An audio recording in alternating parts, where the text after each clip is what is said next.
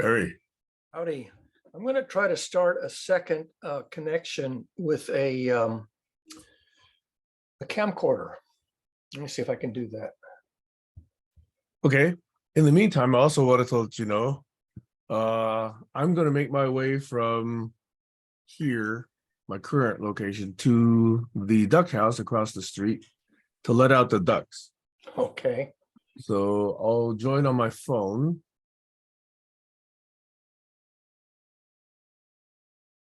I'm going to let myself in here.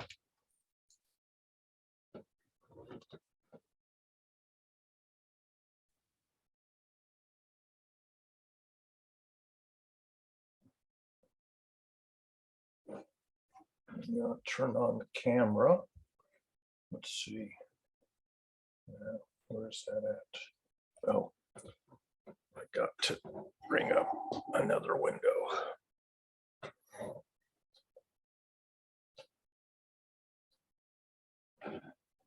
Recording in progress.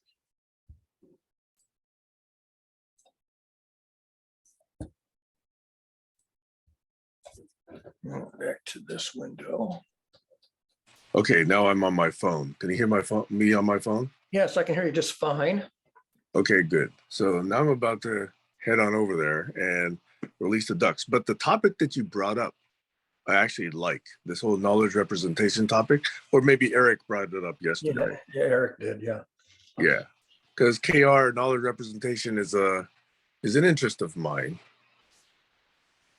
Okay, so you are co-host, so you can actually let in anybody who wants to be let in here. Okay. Okay, so I'm going to turn the camera off here. Yep.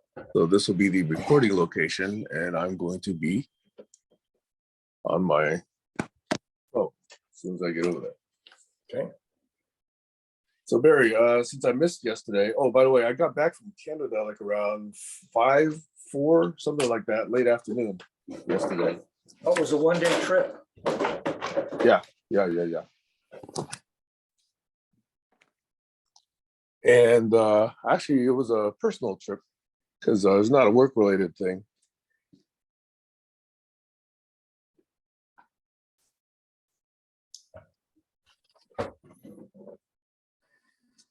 Actually, can you still hear me? Yeah, Okay. I'm just playing with my camcorder. I have this Okay. gizmo that allows me to hook up a camcorder to turn it into a USB camera. So I'm going to see if I can make it work. Did you get a new toy? It's not a new toy. You know, I've been participating with a Toastmasters group here in Lexington. Yes. And they started going hybrid after the lockdown. They wanted to go back to meetings where you could be either in person at the community center or on Zoom. And the problem was that the people in the room at the community center couldn't be seen by the people at home.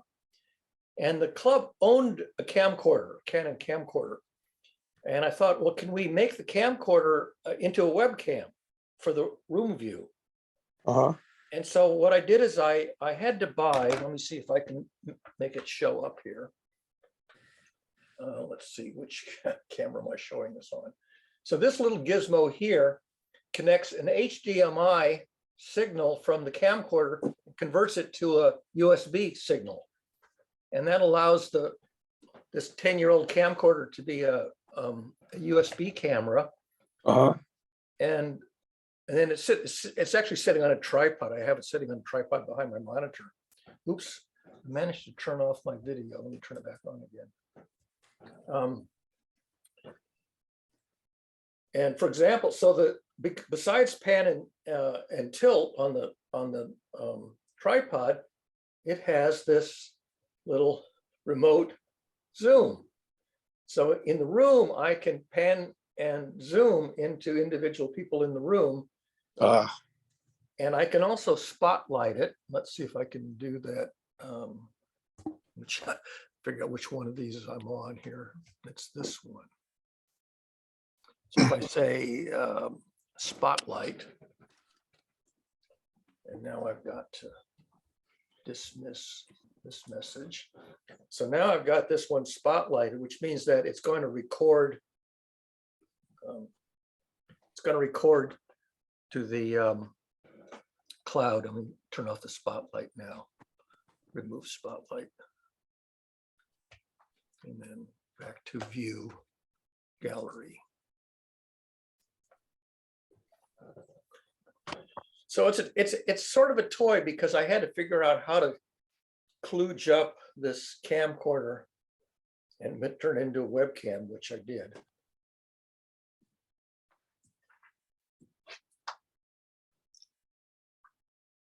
What's the vintage of that device? The camcorder, I'm going to say, is probably of the order of 10 years old, maybe a little bit more. It's a Canon Vixia model. I'm not sure exactly the manufacturer year or what year they bought it, but they used to record the meetings on the camcorder and then upload them from the SD card to YouTube. And so I'm not actually recording on the camera. I'm just taking the HDMI output from the camera into that adapter, into this funky little adapter. Yeah, it sounds pretty capable. So I was suspecting it wasn't very old. Yeah, but here's the nice thing. This adapter, which will adapt an HDMI signal into a USB signal, $7. Brand new, $7. Nothing. Nice. So, but you see, the nice thing is I have this high quality zoom feature, which. There we go. Now we can see your cataracts. Exactly.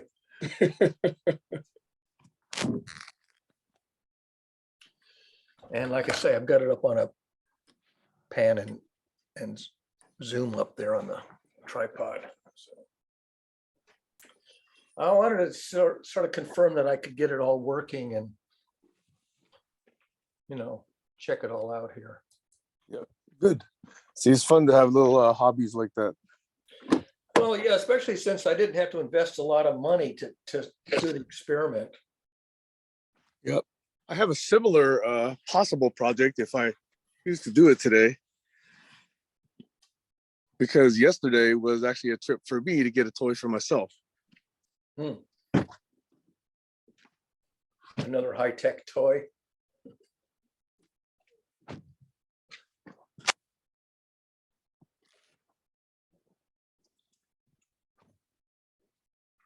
Hey, where's my video? Okay, there it is. Can you see me now? Yep, I can see you in the car. Yep. Yeah. See, because I'm a musician, right, Barry? Yeah, you play the cello, violin? Violin. Violin, yeah. So because of that, and because I've been, let's say, a struggling software engineer in Silicon Valley where prices are sky high, I always liked music. I always liked good audio, but I was never able to afford good audio. But one good strike, was in the early 80s or mid 80s. I bought a set of speakers. And these speakers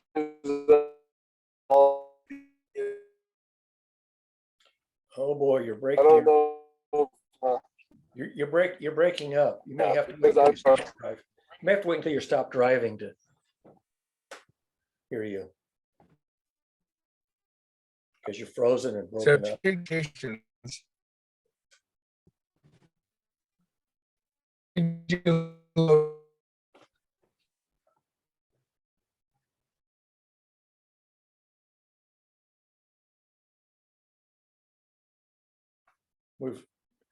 Oh yeah. Now let's see. Go back to the beginning of your story. See if I can hear you. Oh, we're not hearing you. Am I reconnected? Yeah, you're reconnected, and I'm hearing you now. Yeah. Okay. As soon as you started moving, I kind of lost the signal there. Yeah. Well, clearly it switched from one Wi-Fi to the new Wi-Fi, so now I believe I'm on the new Wi-Fi. So anyway, what I was saying was, I was a musician, but not able to really afford good hi-fi, audio equipment. Mhm. So in the mid 80s, only one good, actually I had two good strikes. I bought a Sansui 8080 dB amp, which is a classic, okay? But I lost that in my divorce. But I also got a pair of Infinity Kappa 8s. Those are really nice, about, I don't know, 3.5 feet tall speakers.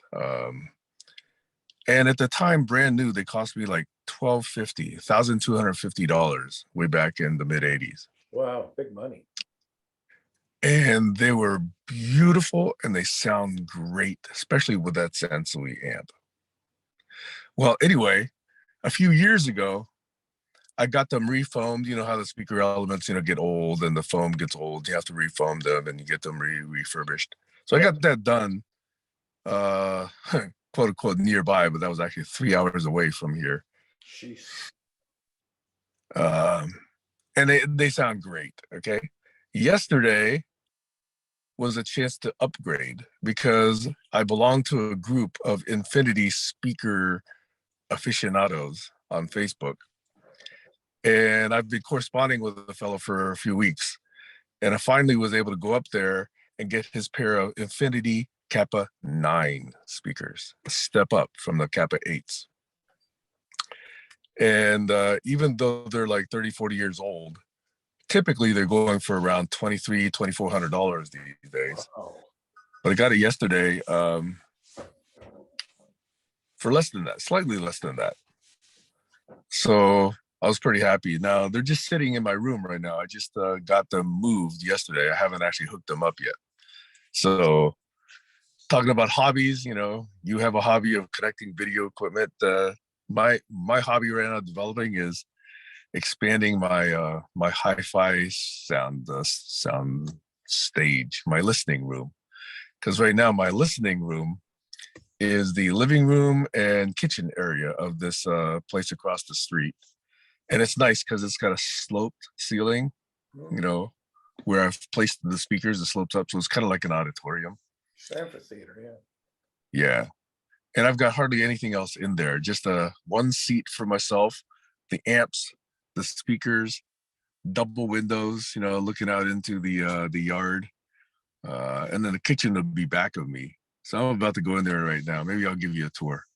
So anyway, that's what I was doing yesterday, was going up to Vancouver, driving about 2.5 hours, crossing the border, getting some speakers, exchanging some, stories with another audio aficionado, and then coming back. And that basically took the entire day. Wow.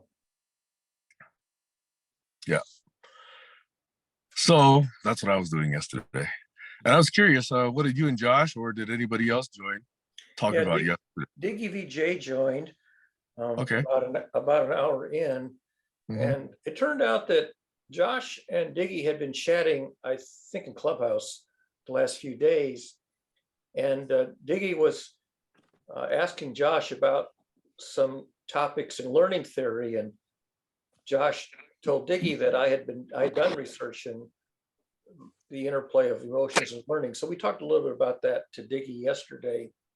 And he says he's going to dive into it and sort of see if he can pick up that material. Well, that's pretty cool. Yeah, I've been looking for a long time for somebody who is interested in that subject and wants to pick up where I left off so that it doesn't just vanish into the ether, after I'm gone.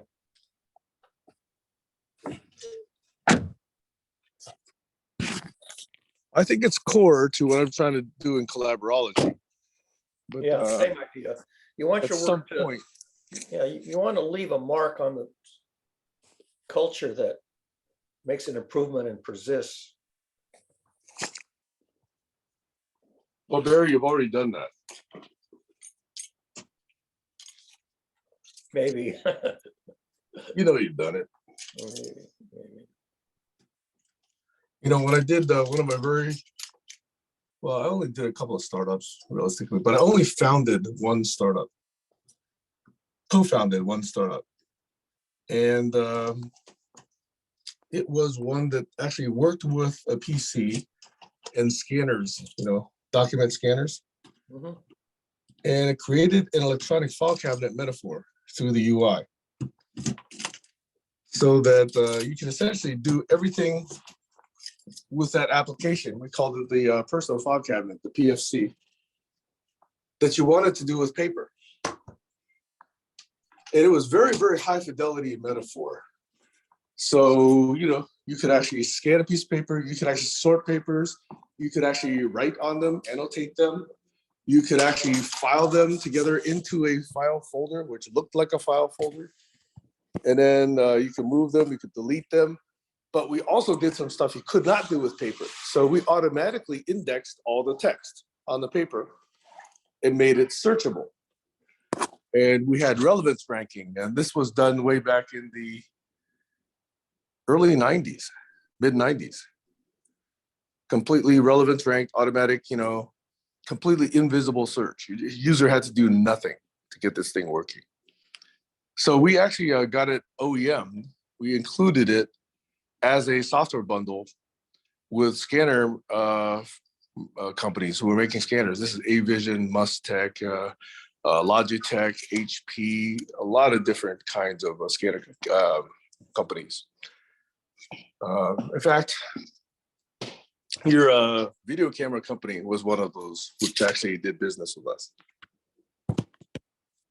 So it went for quite a while. We sold millions of copies. And millions.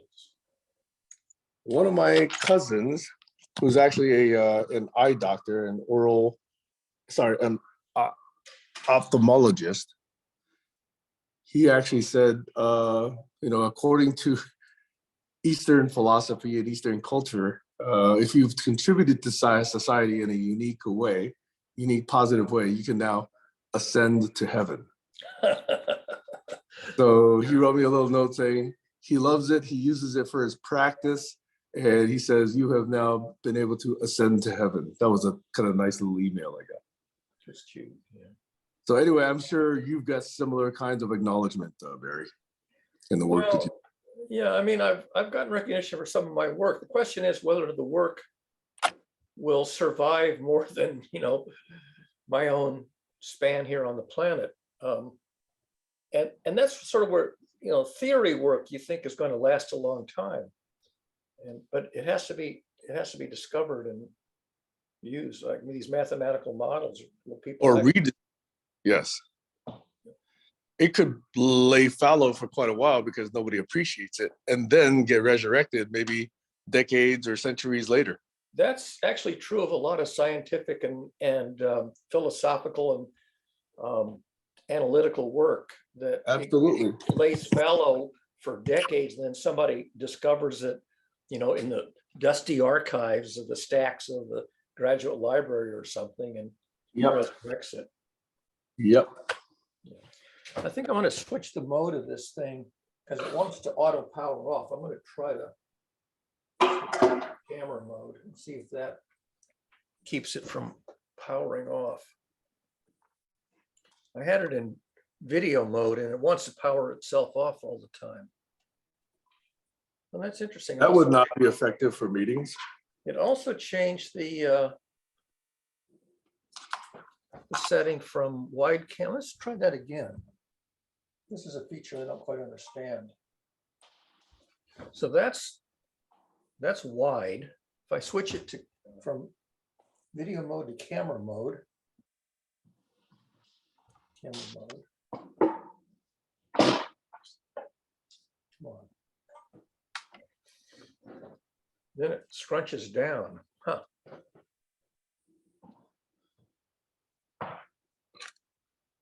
I'm plugging in my my NUC here at this new location, and then I'll take you on a tour so that I can let the ducks out. Sorry about this little digression from the original agenda. Okay, now I just booted up my machine. See, there's my NUC. Oh yeah, it's like the size of a Mac Mini. That's it. Yeah. So I've had these for 2 or 3 years now. Oh wow. And here's my big screen. Oh, that's nice. I forget what size it is. I think it's a 43-inch screen. It's huge. Yeah, it's a 43-inch screen. And there's my Blue Yeti microphone. Oh, that's nice. Like a, And then I look out here, there's the yard, oh yeah, and there's the duck coop. yep, way back there with the blue. Right. Yep. And now it's booting up Endeavor OS Linux.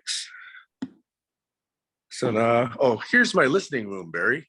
So you see those Oh, that's black nice. speakers? That's The black lovely. speakers are the Infinity Kappa 8s. And the tall ones, the oak ones, are the Infinity Kappa 9s I just got yesterday. And here's my listening chair. Oh, that's nice. Yeah, so I have my listening chair. I'm going to hook it up.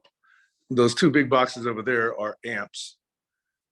And then over here is my kitchen Oh, that's lovely.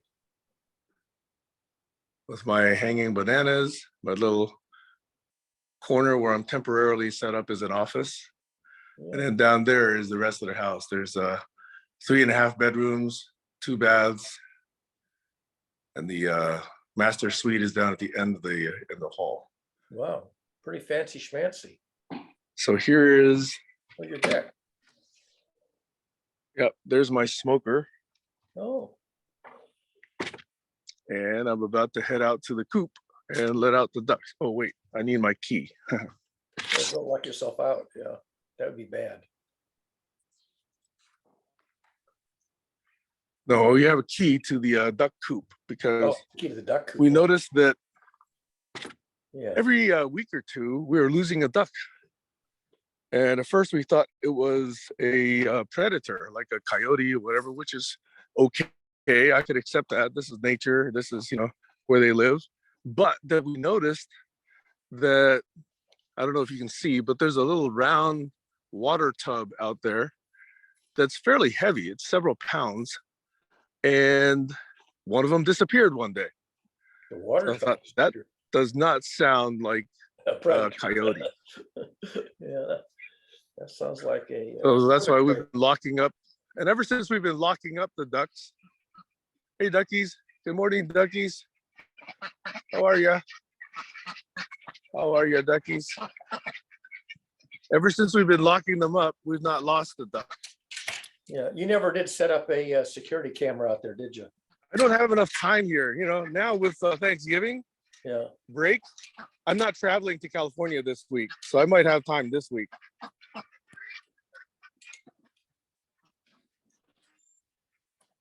Okay, duckies, come on out. There you go. I've released the Kraken. Release the quacking. Yes. That's funny. All right, guys. Enjoy. I'm going back to my Zoom meeting. Go get some water. Go get some water.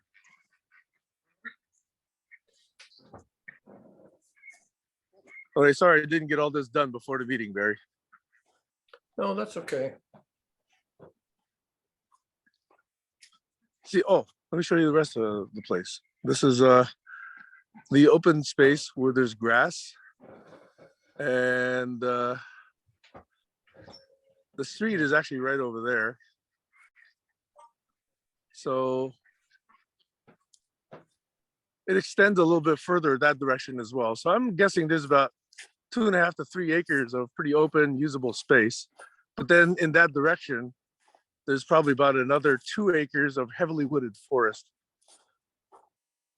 So Well, this is where I hide out, Barry. that's your house from the other Yep. side. You know? Yep. So I'm now back, and soon we'll be able to concentrate.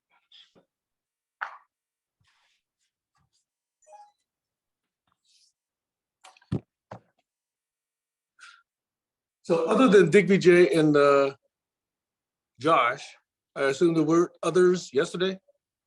No, that was it. It was just Joshua for 2 hours and Diggy VJ for about a little more than an hour. That was it. Nobody else came. Okay. All right, then. There, Linux is booted. So now I'm going to join on the big screen. Okay. Well, there's my problem. Oh, darn. I've got a Blue Yeti over here, but I don't yet have a video camera over here.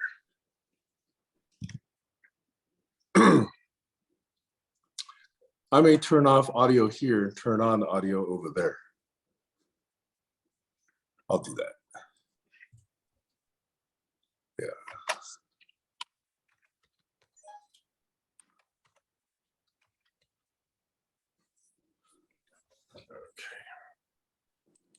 Maybe I fixed that issue now.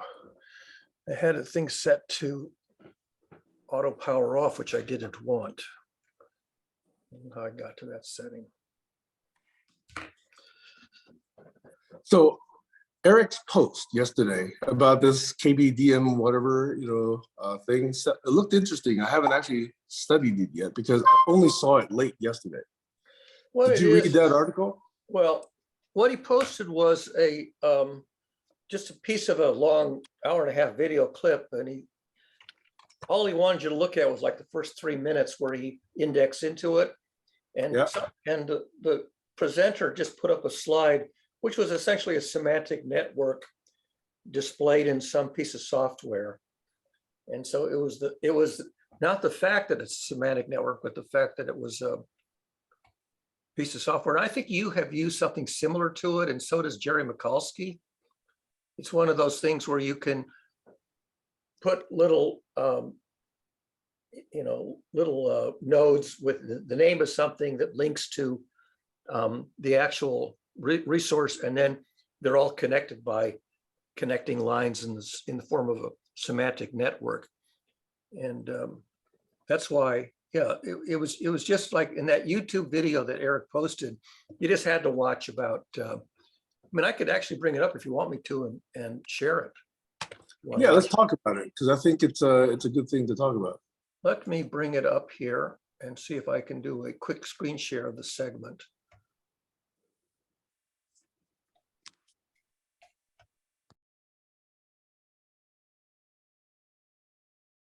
Wait for the YouTube to come up. Okay, and then make that full screen. And then go over here to screen share. And then screen share this thing. And say share. And then play it. Where's my mouse? There it is. So we've been doing experiments, right? We've been using the networker to make experiments. And for this, the Music Library Association, we wanted to do an experiment of documenting a Facebook thread, right? You know, how do you capture the kinds of discussions that happen in our customer spaces that are so rich with knowledge and that they're really rich with musical examples? And so that was my job for this presentation, was to use the networker to try to document the music and the connections and the relationships that we found on one particularly juicy Facebook thread. And as you can see here, our friend Emilia Schneeves has written a comment somewhere saying, wouldn't it be nice? I wish there was some way that we could keep all this stuff. And I think that's a very familiar idea. So this is that's what the thread looks like. You can see there's YouTube links, there's lots of comments. And so then here is what networker looks like. This is the big picture view. And I only show it to not that you can see any of the individual words, but you can see that there are all these connections between all of these things. And untangling, so here is a representation of that thread in a way sort of broken down into segments that have conversation, that have video links and so on. And so I'm just sort of showing you very quickly the process of putting this together. And then the next thing I did is I identified the musical items that were mentioned in the thread. And this is a sort of a timeline of the musical mentions on that thread. And then here's even another part of it, because if we're really trying to document what we see, we're not only documenting the idea of, for example, the Crimean sketches, Opus 9, Part 4, we also have, we're trying to look at, well, it's, the expression is on YouTube. There's a video representation that comes from a CD from a performance of a symphonic work. And so all of those 5 things are available to be documented in different ways, right? In order to make a really complete representation of what is that thing we're talking about. So this is me trying to break down about all of these different things, that some of them are on YouTube, some of them are on 78 gramophone records and so like that. And we can now see that even in one tune, there's a lot of inputs and outputs.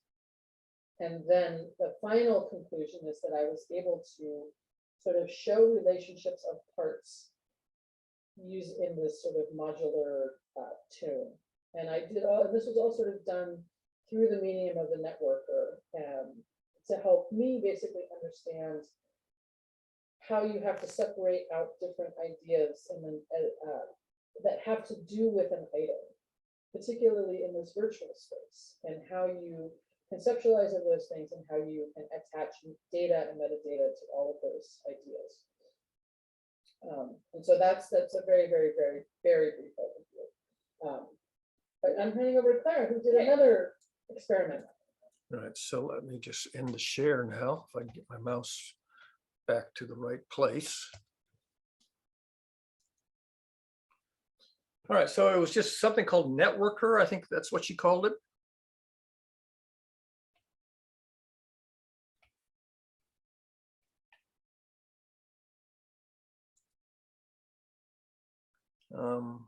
You're muted in all of your instances, Sam. Okay, can you hear me now? Yes, you unmuted one of them, the one Okay. called Duck Herder. Right. So that's the one now that's got the Linux big screen and the Blue Yeti machine over here at the duck farm. Yeah. But I've kept the video on my phone so that you can see me. Not that I'm photogenic, but it's more interactive that way. Yeah. So I was saying, you've enticed me to watch more of that video. There's stuff there that's interesting. It's not the brain. It's not a true semantic web in the mode that I know of it, but I'm curious to see how she evolved it, how she found the tool, what she's doing with it, and what else is possible with it. Yeah. So anyway, so it's called Networker, I guess that's the name of the software, and it's comparable to the brain and the other, organizing, knowledge-based organizers that we've looked at.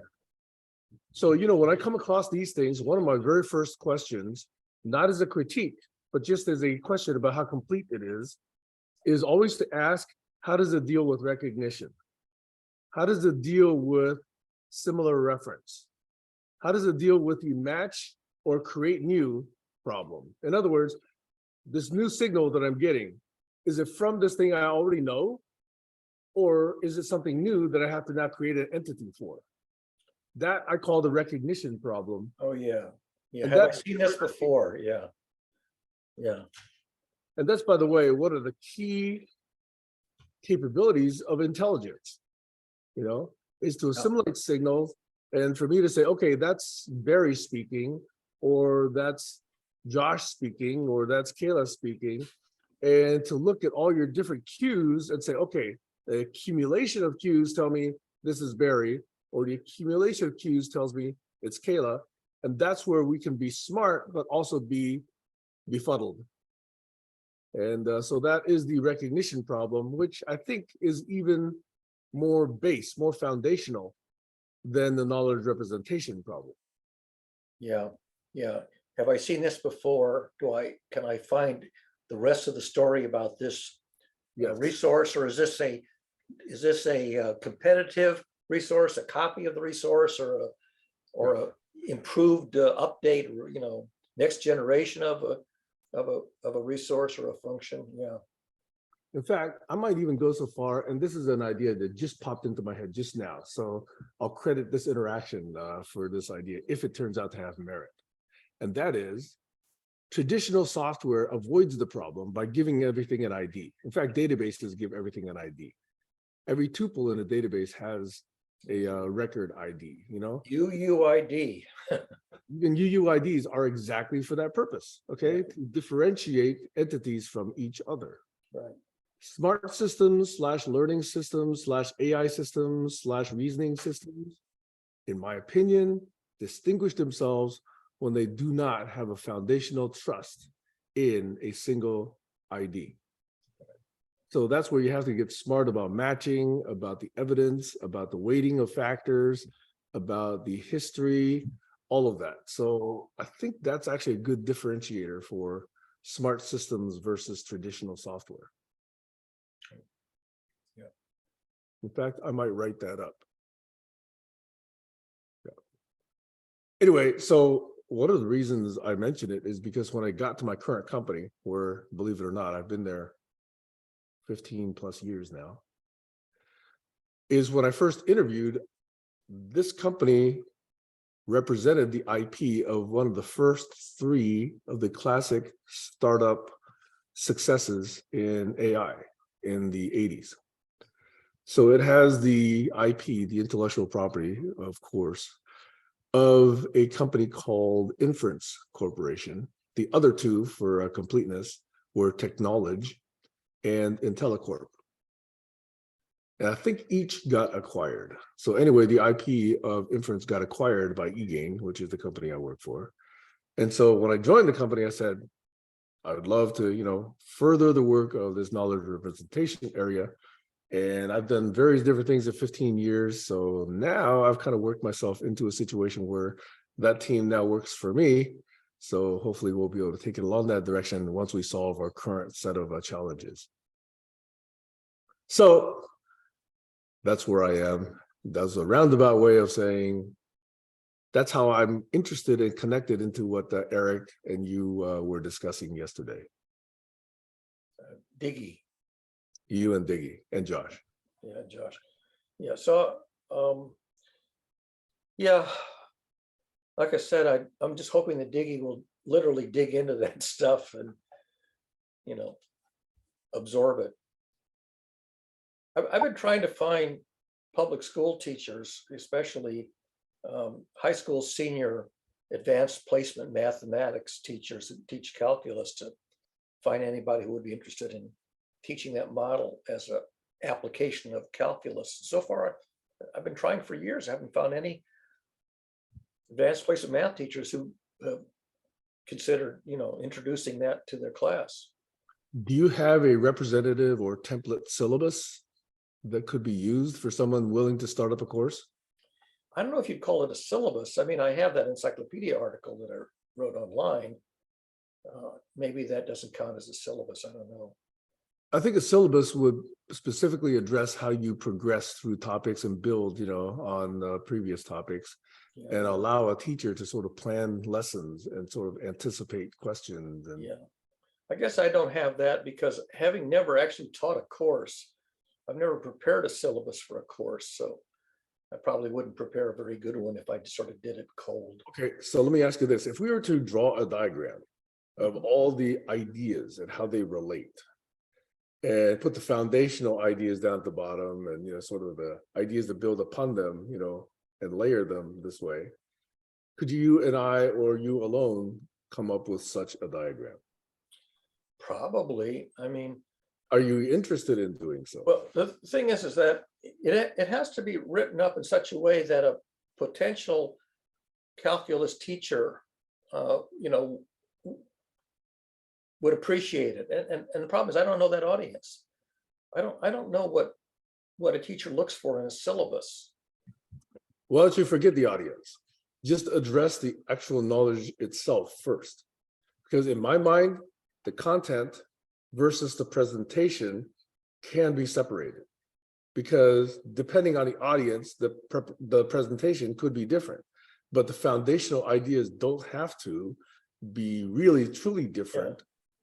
Unless, you know, an audience is just incapable of understanding it. Yeah, I mean, the main idea is very straightforward. It has to do with the classical notion of a learning curve. Because when people draw learning curves, they always just sort of draw them as rising steeply and then kind of leveling off, but monotonic. And that's a very naive model of a learning curve, because learning curves really wiggle because you have misconceptions and gaps. And so you have to discard the errors. And so if you draw a real learning curve that's got wiggles in it, and you say, what does the second derivative represent? What does the curvature represent? You know, the downturning phases and the upturning phases. What the hell's going on with these curvy segments? And once you ask that question, the rest of the story just comes right out of the calculus. First of all, mathematically, what is the second derivative? It's the curvature. And second of all, how does that show up experientially for a learner? Yep. And the answer, of course, is it shows up as affect or emotional states.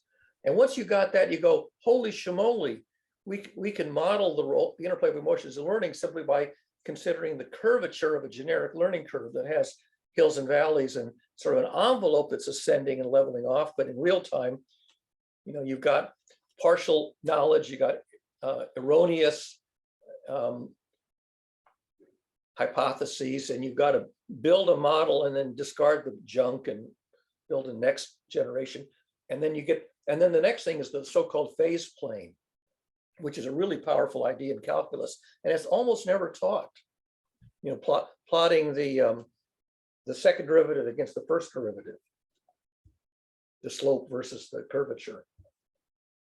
And Except once you see that, then the rest of it just flows from straight good old rocket science calculus.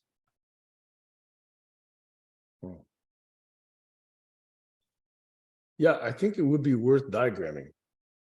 Well, in Yeah. fact, that is one of the diagrams. There's actually both of those diagrams are in the article.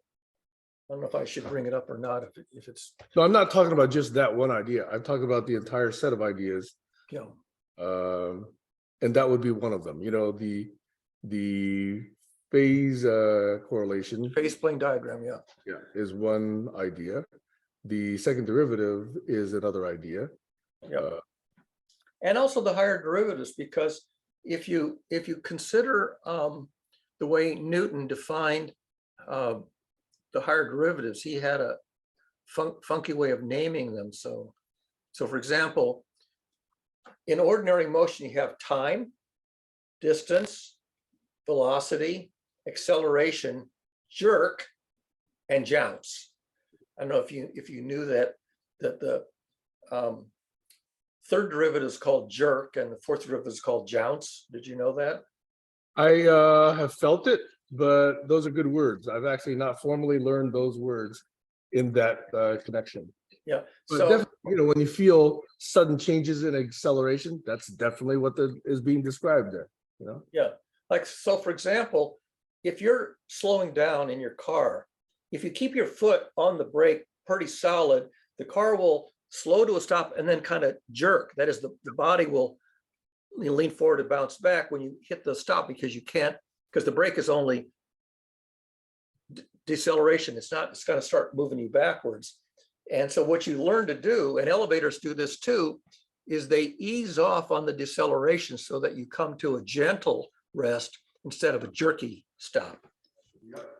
And so the notion of jerk and jounce, these are important in schooling of fish and murmuration of birds and things like that, is that if you're trying to fly a flock of gyrocopters, the way that you do it is you minimize jounce.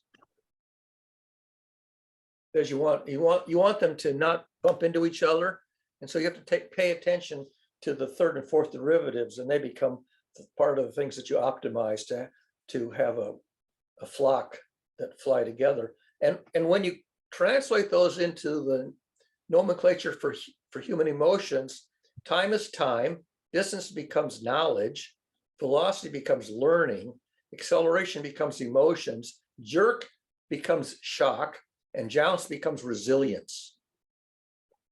And so if you think about shock and resilience as sort of extreme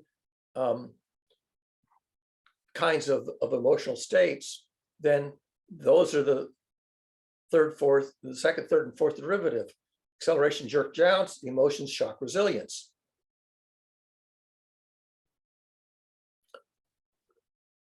And so those analogies really launch you into an interpretation of a generic learning curve that has, you know, wiggles and maybe discontinuities and things like that.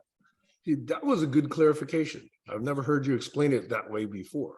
Yeah. So depending on who you talk to and how receptive they are, they'll have to get it in layers and layers. Even I, who claim to be interested in your work. Yeah, because most people understand what it means to be, I'm shocked, you know, when something very, very unexpected happens that just blows away your normal mental models of how things operate. And then resilience is ability to recover from a shock. Here comes Joshua. Where's my mouse? I gotta let him in. Here it is.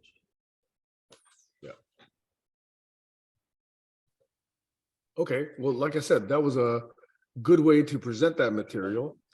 And I now have renewed interest in looking at that paper. By the way, remind me again, when was that paper written? Well, so this was an encyclopedia style article that summarized all the peer reviewed stuff.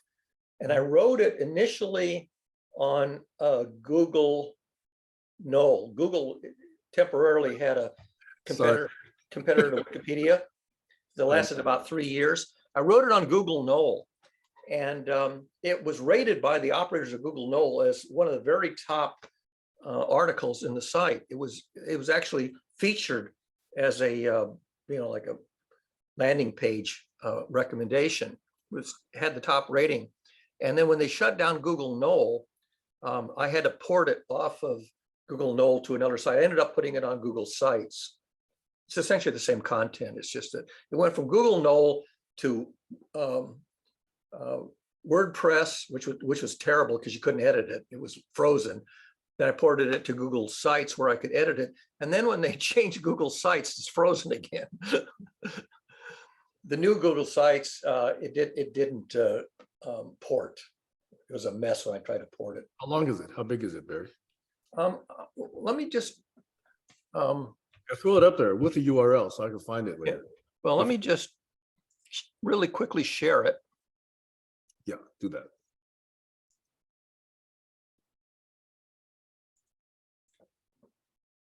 So yeah, that was that. sites.google.com/site/berry-court/home/cognition-and-learning. So let me show you how long it. So this is on Google Sites. There's the name of it, and then you gotta watch where my mouse is. So you can just see as I scroll it down. First of all, there's the table of contents. Yep. Okay, and the part of it, role of emotion is learning. That's the main theory. The rest of it is add-on, the Bardic arts, applying it to drama theory, and then just some other stuff at the bottom. So as I scroll, so there's the main sections of the article, and really just the first half of that is up to the phase plane diagram is the core idea, and then there's there's sort of a little bit of nomenclature for emotional states that are covered here. There's your key. Yeah, the nonlinear learning curve. The non-monotonic learning curve with building mental models and throwing away the garbage. And there again is just reminding you of the emotional axes that are in play. And then this is the key thing here, this phase plane diagram. So you have the learning on the vertical axis and second derivative, the wiggles on the horizontal axis, and so you get the 4 phases of the phase plane. And then Barry. Yeah. This material, how would it feel to you to present it in approximately 60 to 75 minutes? That's about the normal amount of time it takes. Yeah, I've presented this in the past to audiences where I could do the abbreviated version in 20 minutes, you know, the drinking from a fire hose version. Yep. And then the intense one would be about, an hour and a half.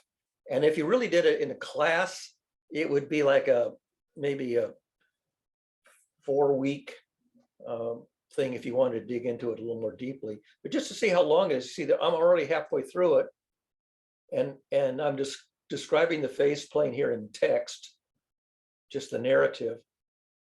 And that's really the end of the main part of it. It's halfway through it. And then the rest of it is this, apply it to theories of drama. It's a little section here, which is a extra section. A storybook character model. And then here's this sort of drama theory theorem, which I named after Tom Clancy. It's really based on a game theory model. And then here's sort of the idea of how you go from data to information to knowledge to wisdom to making stories. It's a high level view. And after that, it just, it kind of goes into other stuff that's sort of related. But you see, most of it is like, I don't know, what is this, about a 5 or 6 page URL. So that's really that's pretty much the whole thing. So Barry, Yes, and I can present it in, I don't know, 90 minutes. the reason I ask is, would you like to present this material to, and I will describe the following possible audience. For over a decade, probably now for about 15, 16 years, I've been the co-chair of something that now is known as the Silicon Valley Engineering Leadership Council, or Engineering Leaders Circle, whichever, okay, SVLC. And typically we get about 20 to 50 attendees. It used to be in person, but obviously in 2020 it moved online. Right. So now it's probably a hybrid. Yep. And these are engineering leaders at Silicon Valley companies. They come from startups, they come from big companies. Some of us used to be from, NetApp, eGain, just about any corner of Silicon Valley has seen representatives come. And it's a networking forum as well as a learning forum. And we typically talk non-technical subjects for technical leaders. Okay. This is definitely a non-technology currently topic that is very important for engineering leaders. Yep. It's typically Thursday night, and we start at 7 p.m. on Pacific time, which is 10 p.m. your time, so it'd be pretty late. Okay, but if you're able to prepare yourself for one of these late Thursdays, we go from 7 to about 8:15, and then we go into other, formats, like announcements and postings and job requests and networking and, eating and stuff like that. But the presentation start of it is from 7 to 8:15, or it's 8:20, depending on how you want to draw it out, Pacific time. So I think that this is a topic that most engineering leaders have not come across before. And it would be another opportunity for you to spread this thinking. I'm thinking I could propose you as a speaker for one of our upcoming monthly meetings. That would work. Be so interested. Yeah, I think that would work. And it might be useful to do it as kind of like a podcast where you act as the host and I act as the presenter, so that you can sort of mediate the flow of the material. So if I start, running ahead of the audience, you can act as a host and sort of slow me down when you think I'm losing my audience. In fact, many of our speakers, rather than preparing a number of slides and whatever, prefer to do an interview format. So that means that the host or moderator or interviewer, in this case, perhaps myself, could sequence through, your material, and I want to know which components really want to get, featured. And that way, when there's, let's say, an opportunity to catch up or to, just make sure we cover certain items in the last 5-10 minutes or whatever, the moderator can do something like that. And if there's time available, we can incorporate questions from the audience or delve deeply into an area that may have direct contemporary interest. So I think that this is a good opportunity. I like the interview format. So now if you're actually saying that, yes, this is interesting to you, let's agree that I will nominate you as an upcoming speaker. We're typically booked 3, 4, 5 months in advance. So it could potentially happen, several months from now. Or the more likely scenario is, even though we are booked 3, 4, 5 months in advance, at the last minute, somebody cancels. And if you're ready to go, then we could actually just step into that slot. Like I say, I've presented this material extemporaneously many, many times without preparing. Because basically what I do is I just scroll through that encyclopedia article and stop at whatever slide, is germane. And then for people who kind of get lost with the narrative is right in there. In between the slides is the narrative. Let's do that. I think that would be a good opportunity to spread the work you've done, to do a little bit more collaboration between you and me, to put this into Silicon Valley, potentially to reach, engineering leaders who could then make further impacts. Let's see how far the ripple effect can go. Right. Yeah. And in particular, looking for somebody who really gets excited and turned on by this and wants to pick it up and make it their own. That is, they want to represent it and redevelop it or further develop it. Because this was all technically it's unfunded. I mean, a lot of this theory work I did on my own, and when we got NSF funding at the Media Lab, it wasn't to create this. This is already created. What we did at the Media Lab was to see if we could reduce it to practice with intelligent tutoring systems. Could you get machines to recognize the emotional state? Could you get intelligent tutoring systems to integrate where the learner was in terms of the content versus where the learner is on affect and modulate the tutoring pedagogy accordingly? So most of what was paid for by the NSF was not the development of the theory. Theory already existed. So remind me of the actual association between you and MIT. I know you got you were at Stanford for a while.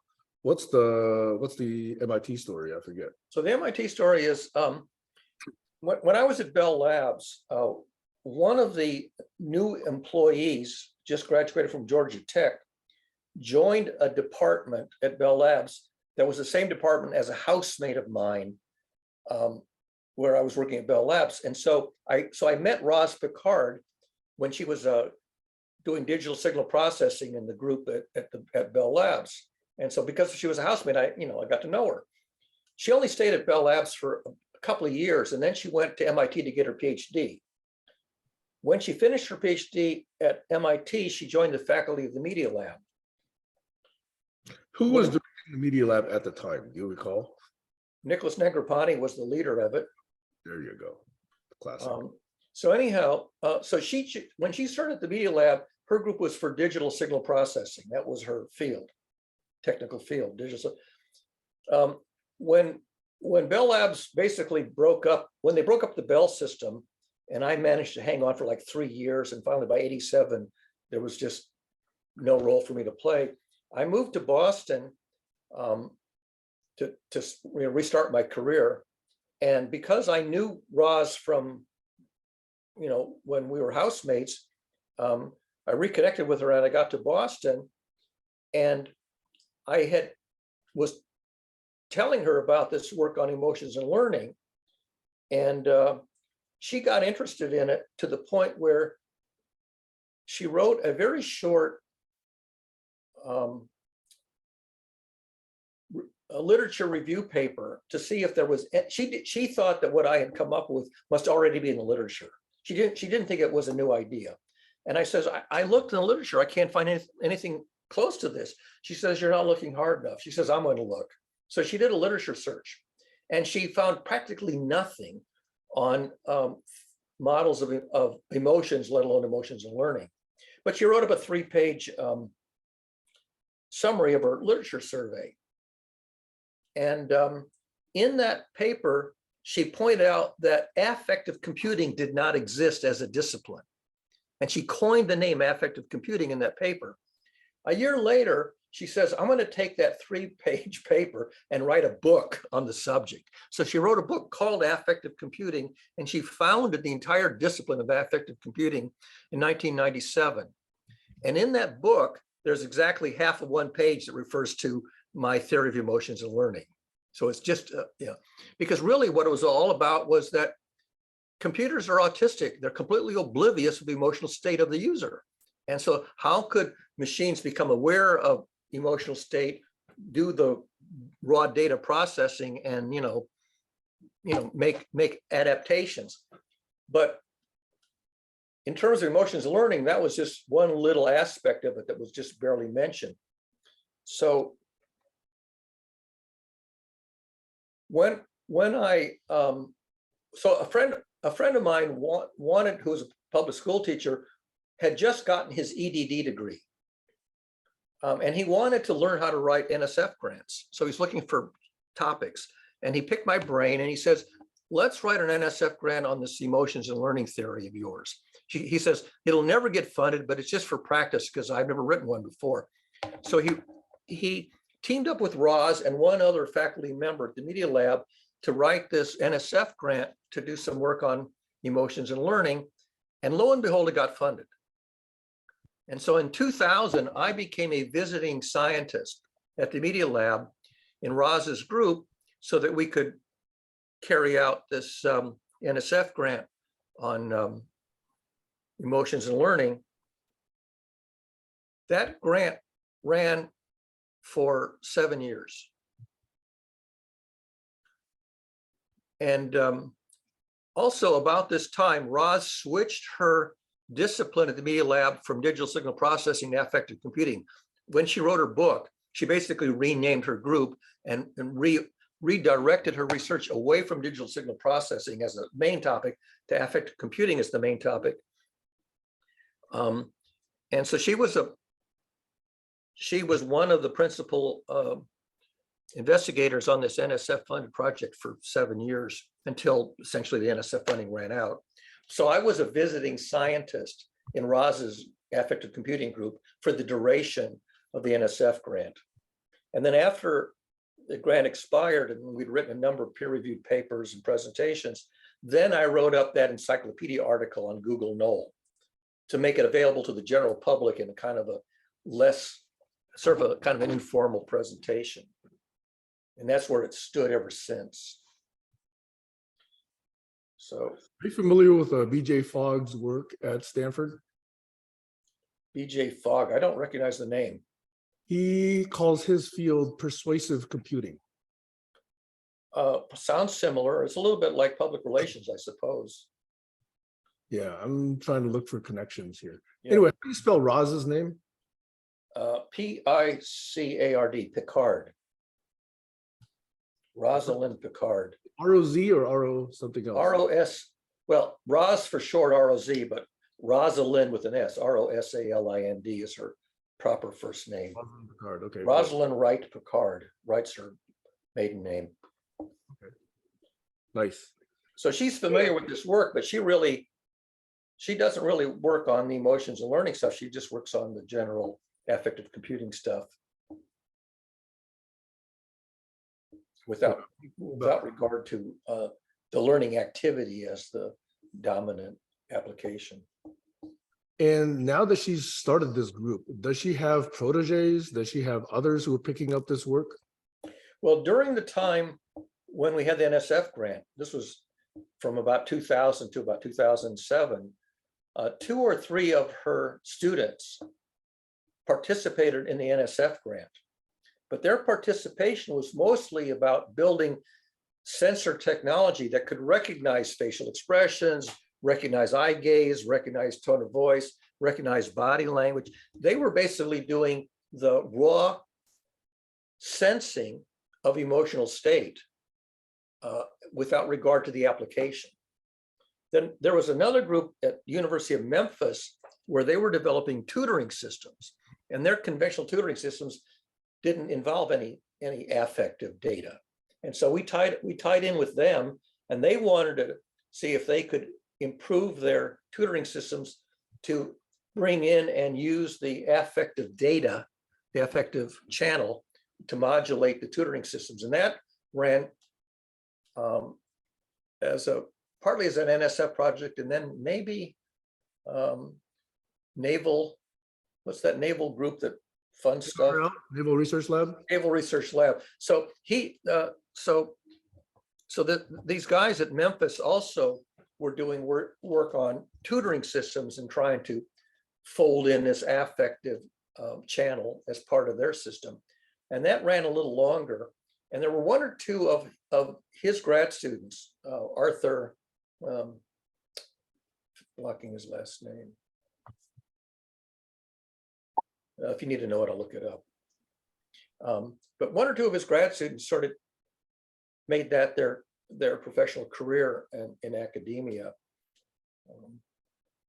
So there are people who were familiar with this work, and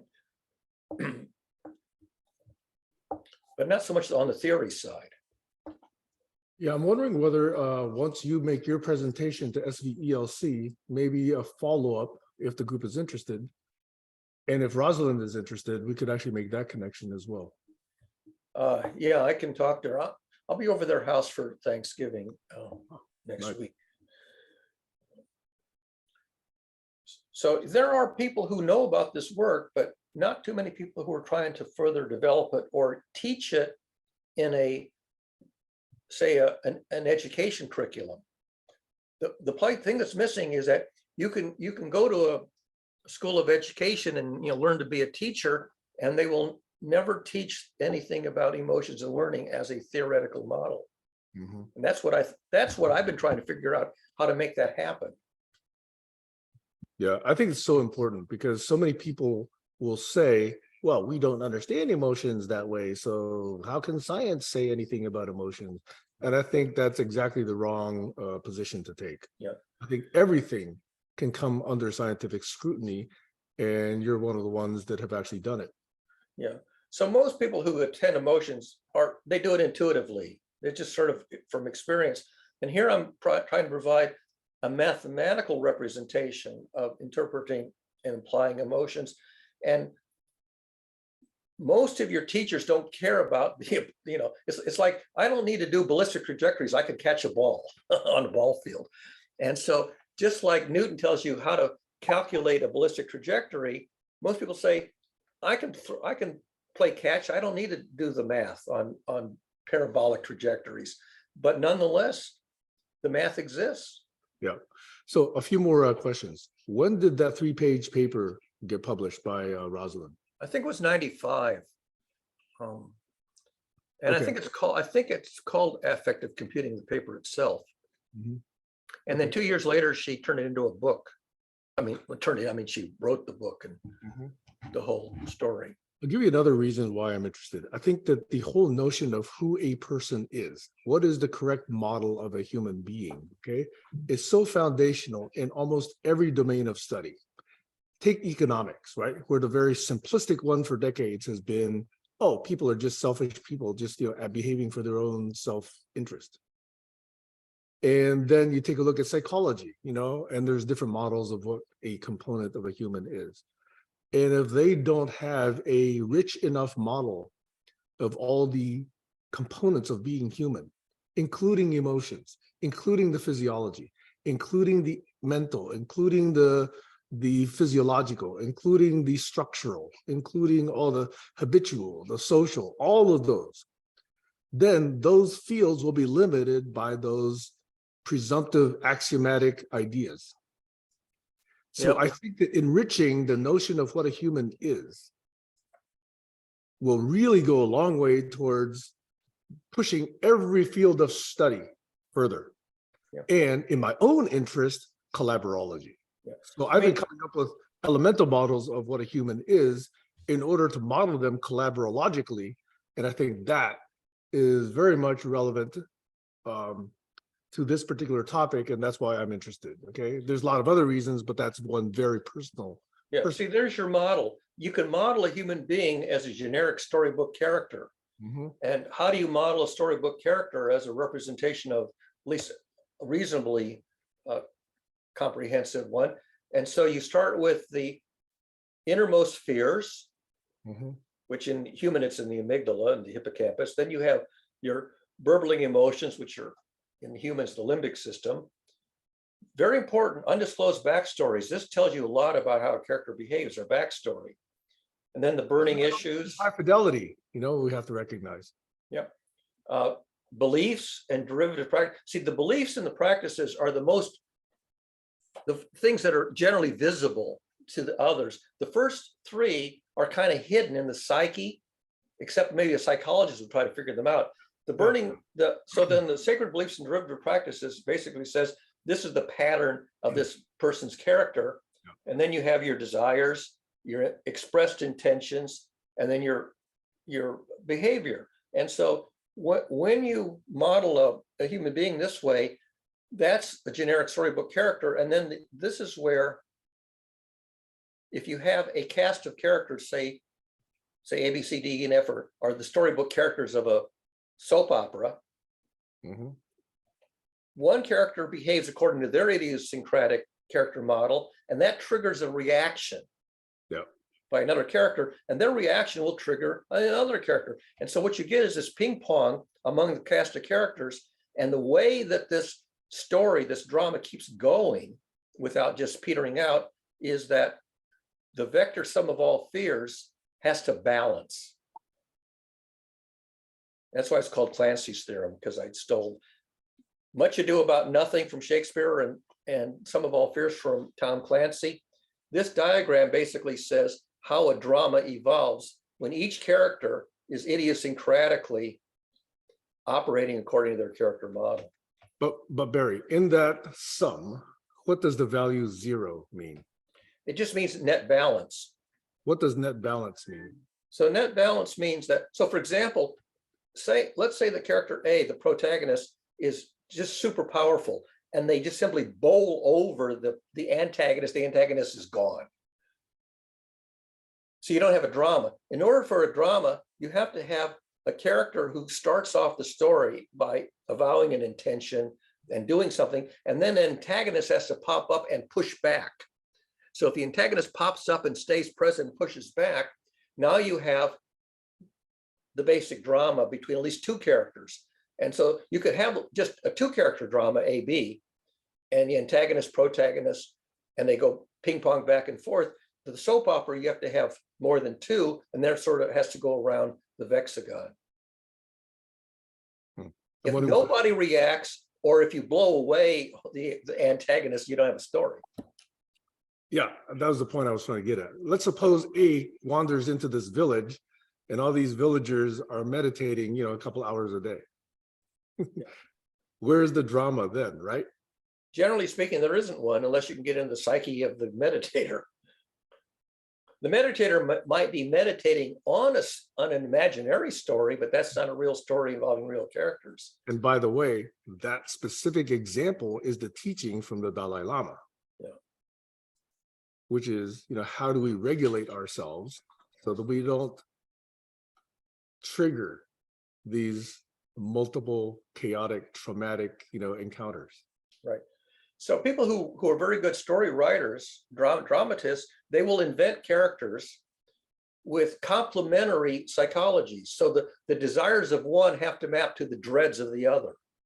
So that I desire something and I proceed to obtain it, and you see that, you say, oh, that's terrible, we can't have this. So the desires of character A have to map to the dreads of character B in order for there to be a pushback, a reaction.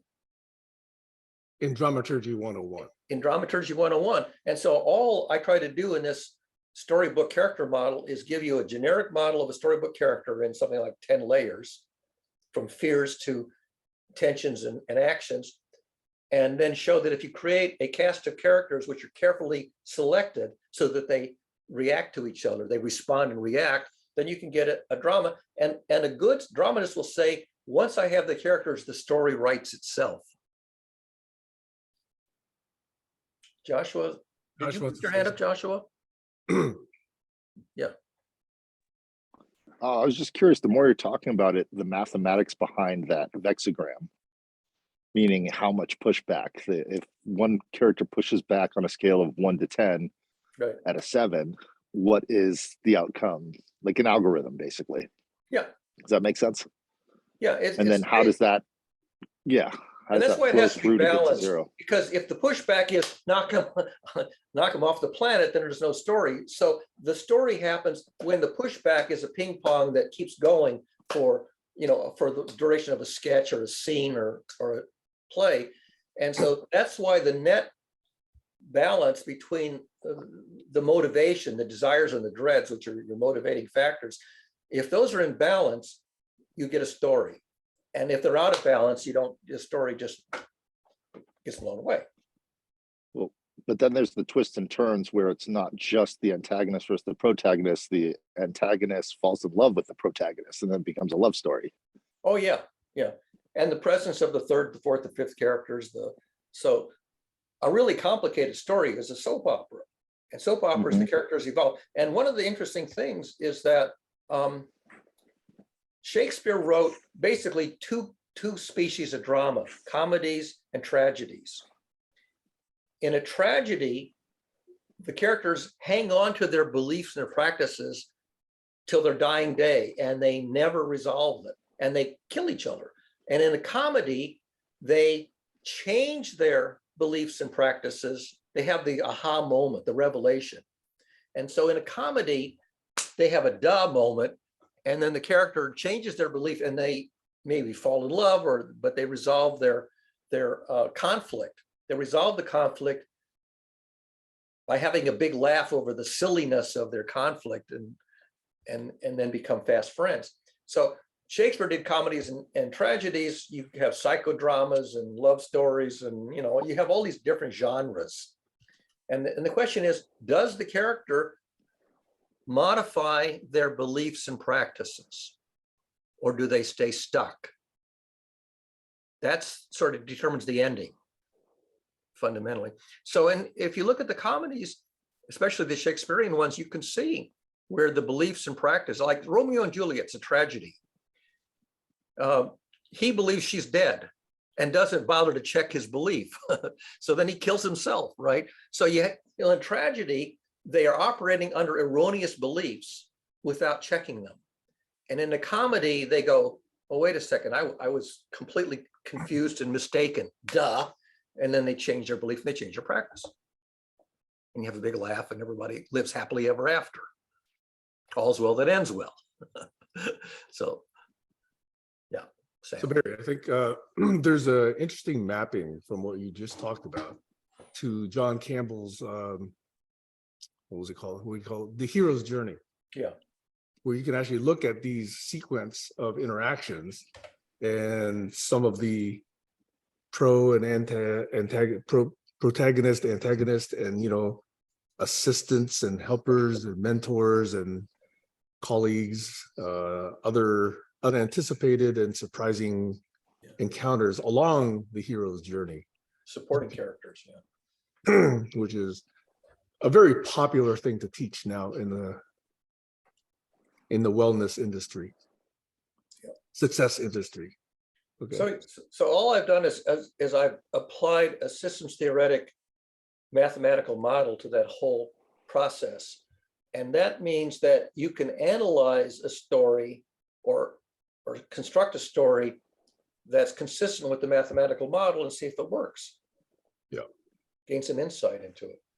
Yeah, I think this is a good step towards what Asimov called psychohistory. Yes, exactly. I call sociomatics. Yep. We can wrap that all up together.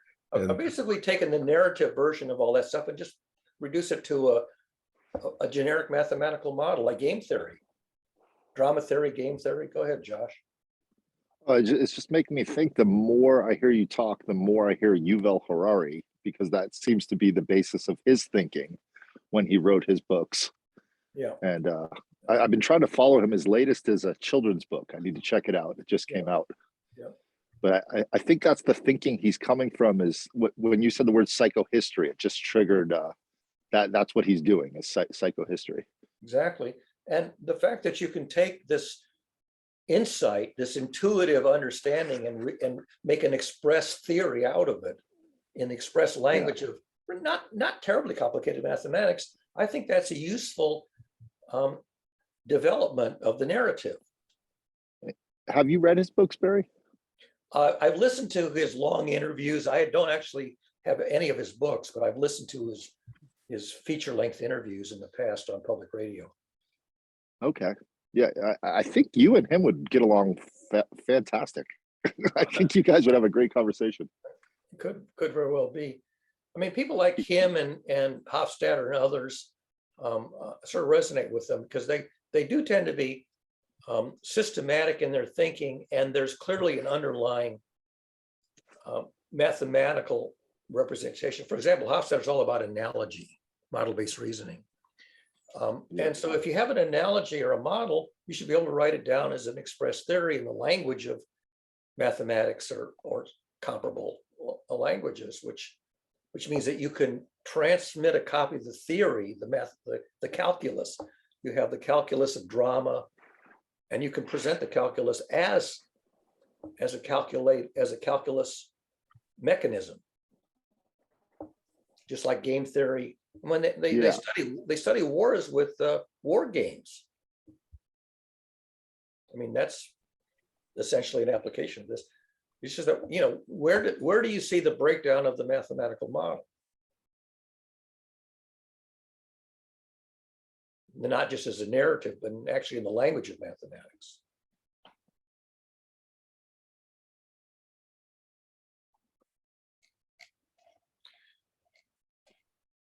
So Barry, Yeah.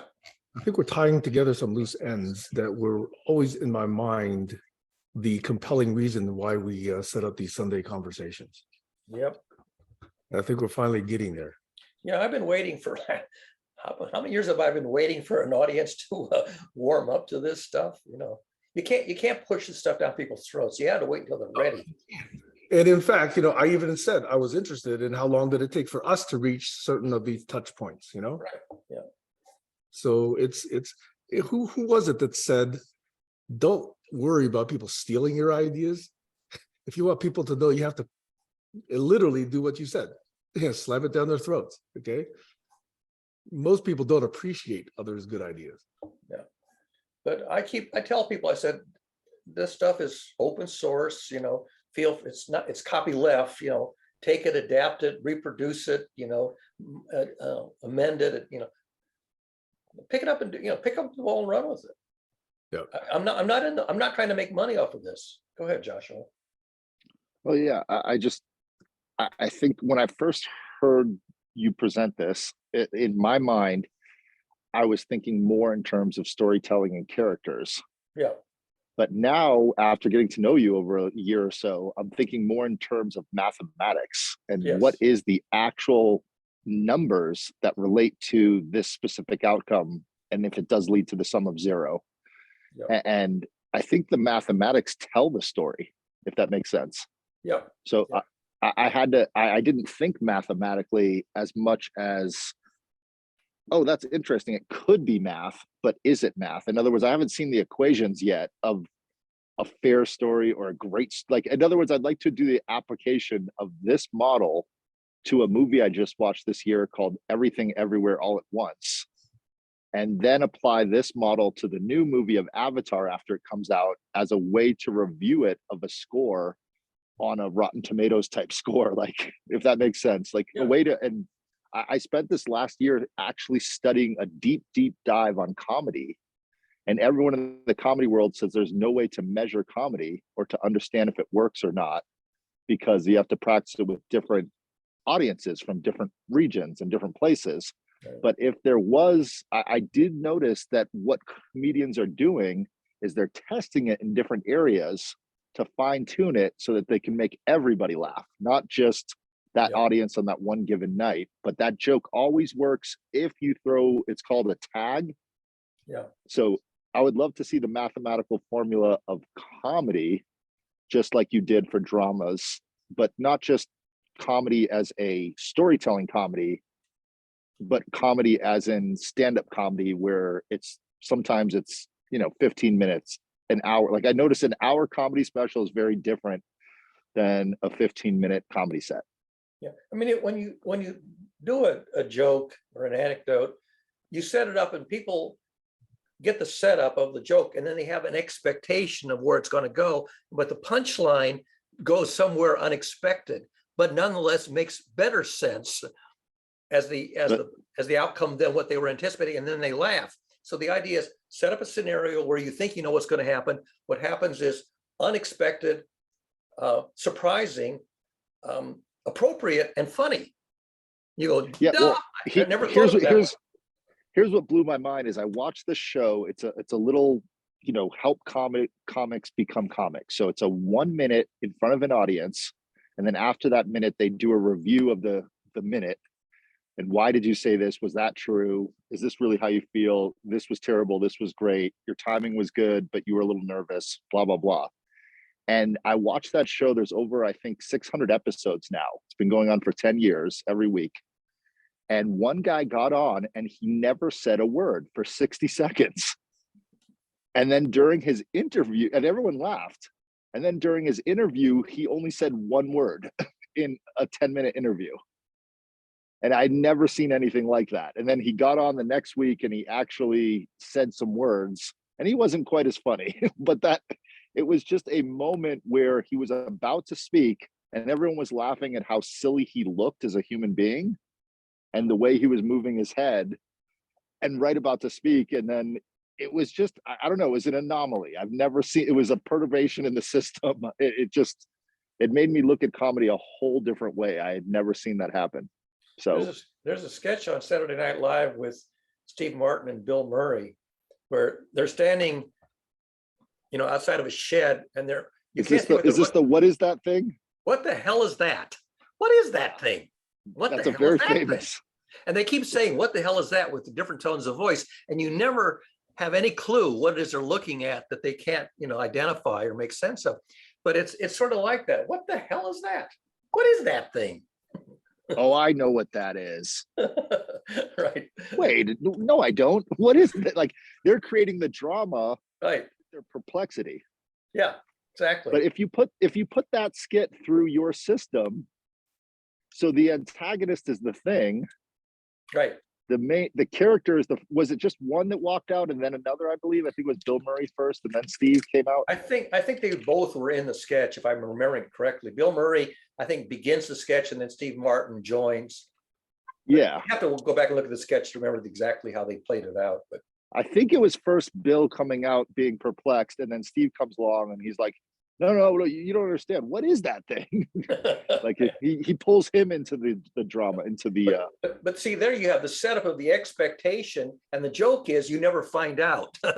There is no punchline. It's like they never, they never have the moment of revelation of the expectation.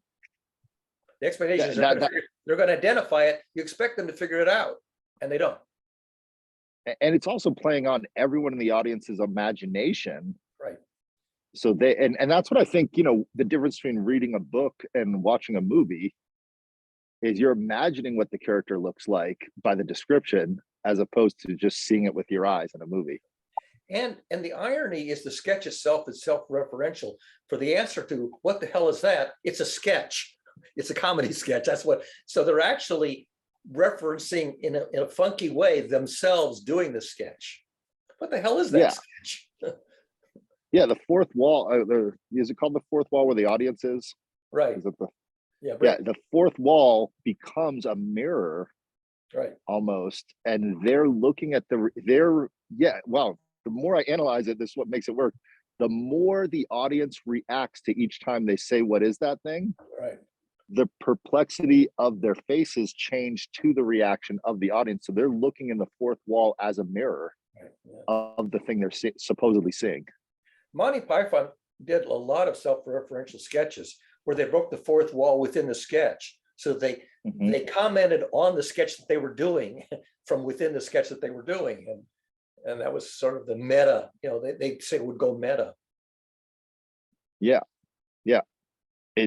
I just watched the She-Hulk on Disney Plus. Not that matters. I'm not proud of that, but they kept breaking the fourth wall, and it just got cheesier and cheesier all the way to the very end. And if it's okay, I can do a spoiler alert.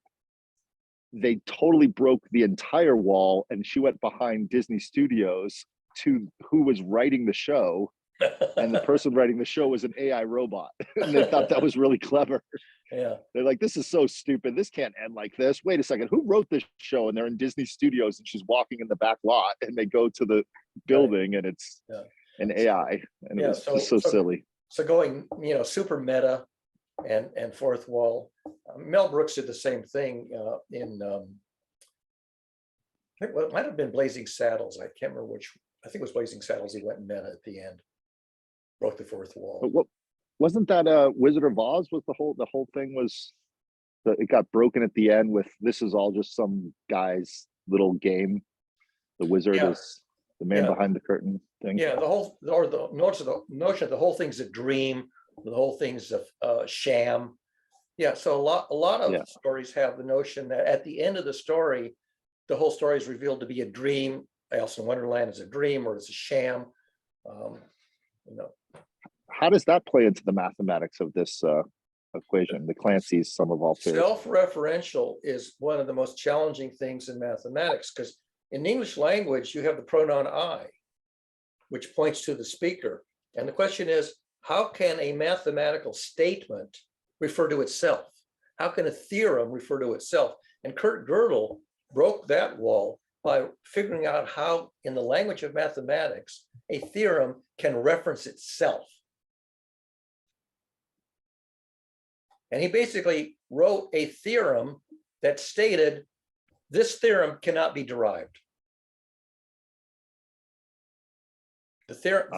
I'm trying to just take that in. Yeah, I'm sorry. All right. So let's say that you can have a theorem that says theorem X, Y, and Z can all be proved by some method, and you can have a theorem that it's sort of like meta, but it's about other theorems.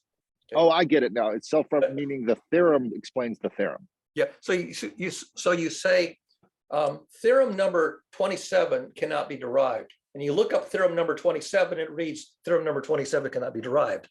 It references itself. So it's looping. Yeah, and the point is that things that are self-referential are very powerful and mind-boggling and difficult to do formally. But Kurt Gödel was able to show how even in mathematics, you can formally reference a statement, including the statement itself.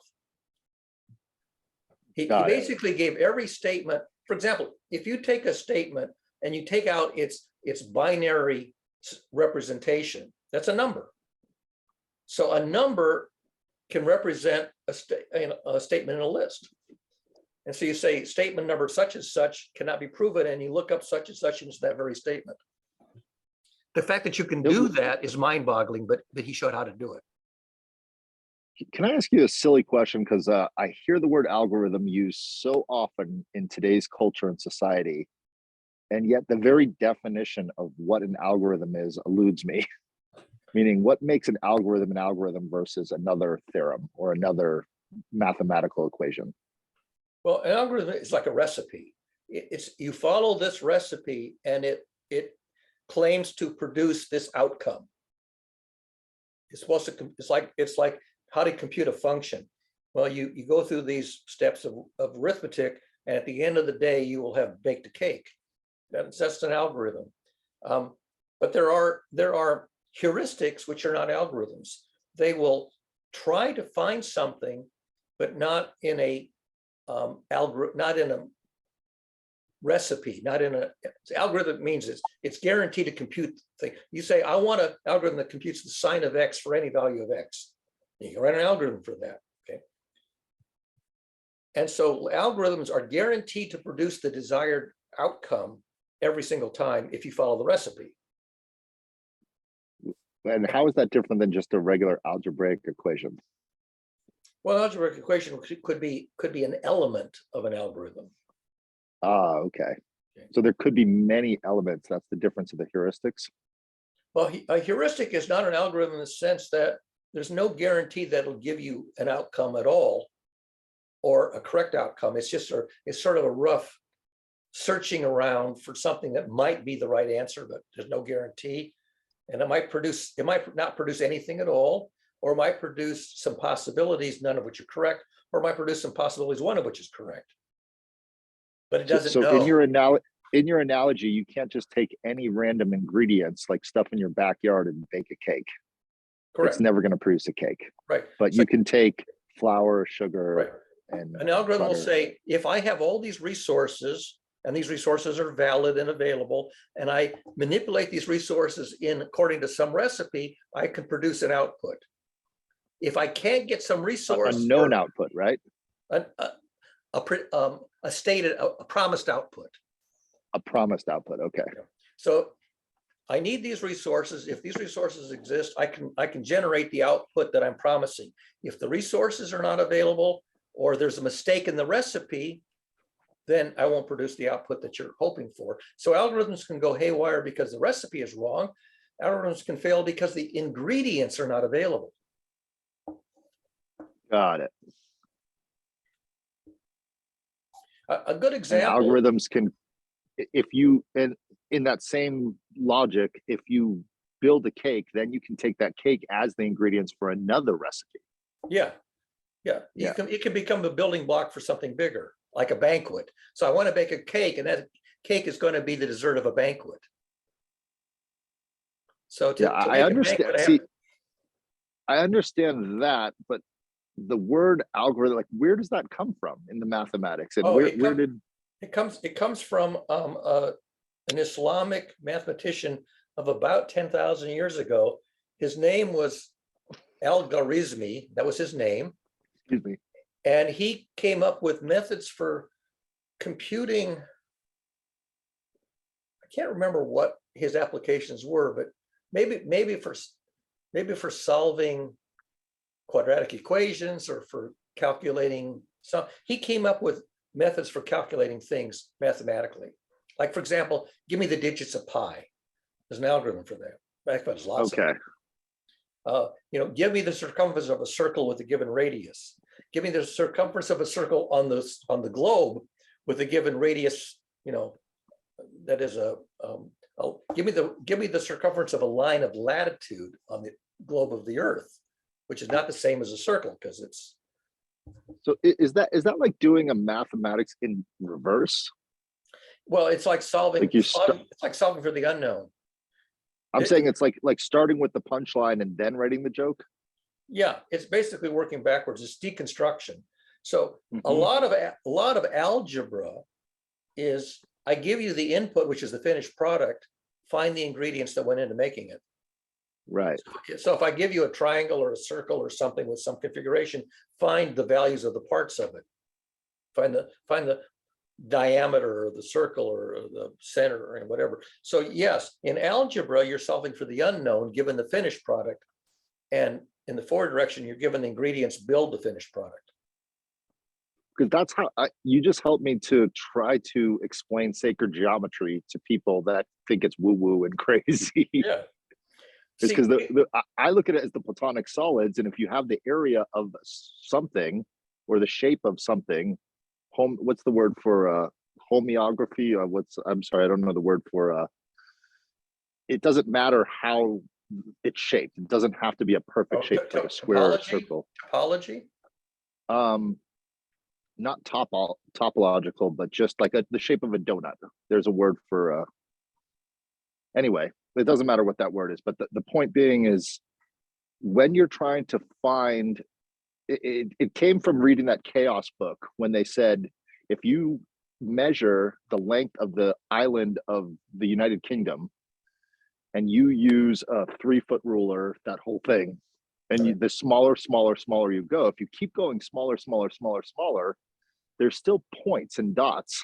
And if you connect all those dots, you come up with a variable of the Platonic solids. But what makes the Platonic solids so interesting is the amount of degrees upon which you can move a hexagon versus a polygon versus, so on and so forth. And when you start connecting all those dots, I don't know if it's emergence of patterns or if it's just a derivative of the patterns that get created, but inside of those movements of those different angles at different axes, there other shapes appear. Like, in other words, the what is it called? The tesseract appears out of a square. Like, another shape will appear inside of that geometrically. And that shape itself has a whole nother characteristic, or if you will, a piece of the algorithm and ingredients in that algorithm that creates all of reality, if you want to go esoteric. Yeah. Which is really mind bending. Like when you just try to get the area of a circle, you're using triangles. But when you get the area of a sphere, then you can still use triangles, but now you're using, the pyramid shape, the three-dimensional triangle. Yeah. And then so on and so forth. But if that's not a perfect circle, which nothing in life is, there's no such thing, then just mathematically trying to understand, like what we were talking about yesterday, when the electron goes into one state, it can't go out of that orbit. Otherwise, kaboom, like it wouldn't work very well. So that principle of how all of matter or all of the earth is created, trying to understand that mathematically, to me, is what sacred geometry is. Yeah. Which is pretty powerful, I think. Yeah, math is very powerful, but it's also challenging to wrap your brain around. Most people fall off the boat at algebra. Well, why do you think that is? Because it requires both an aptitude and motivation. And a lot of people won't learn something because they don't believe that it's worth the effort to learn it because they'll never use it. And so they basically stop trying to learn it. They don't because think they won't become creators or engineers or yeah, I mean, if you're going to become an engineer, if that's your heart set on becoming an engineer, then you know that you want to know algebra because you want to know calculus. If you think you're going to be a checker in a supermarket for the rest of your life, you don't need to know algebra. Why bother? Well, Barry, thanks for talking with me and Diggy yesterday and for sharing this with Sam. And I really think the same reason why people don't go further in algebra or past algebra is the same reason with your paper, is the applicable use cases Right. of the theorem in the study is, I think, more important than the theorem, not more important, but as important as the theorem itself, because without the ability to move it forward, or like what got me yesterday is you said, I was helping to teach the kids at the science museum by using this theorem.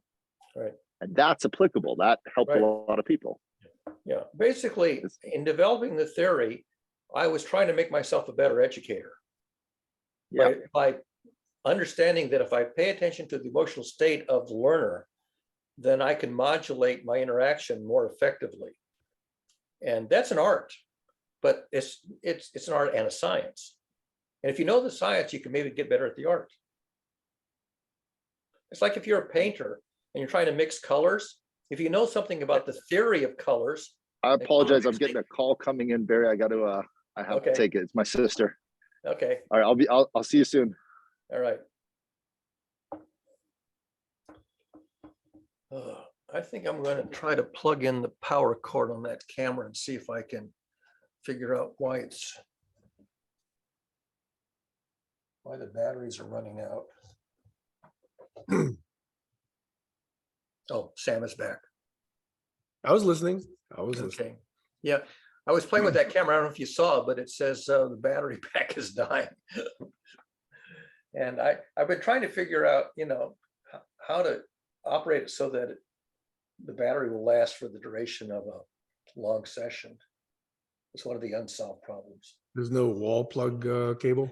The thing is that I found an adapter it was a 9-volt adapter, and the spec on this is 8.4 volts.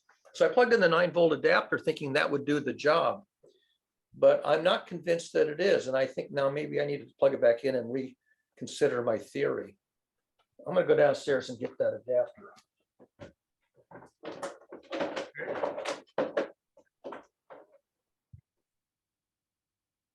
Right.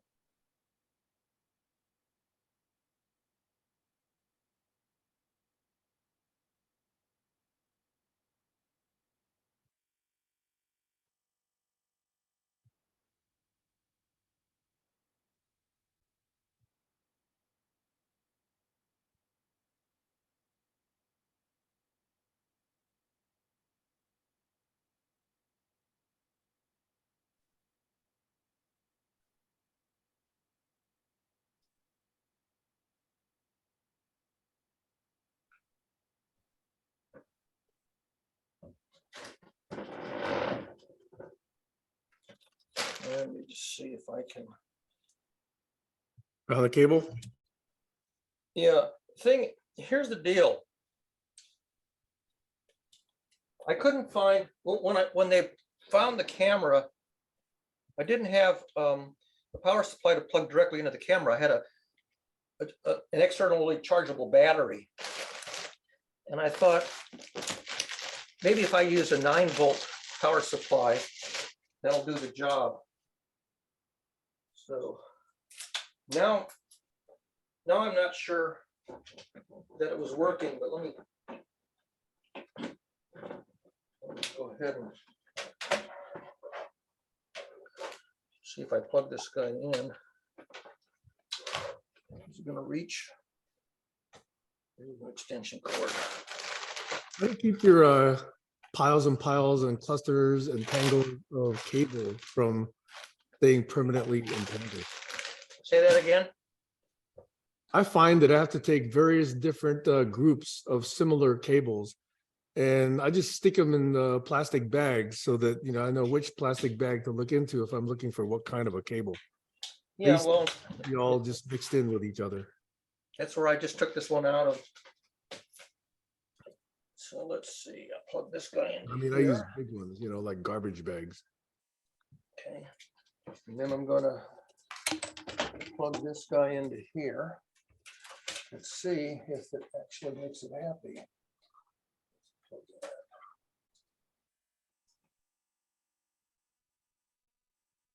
think I have to power it off and then back on again.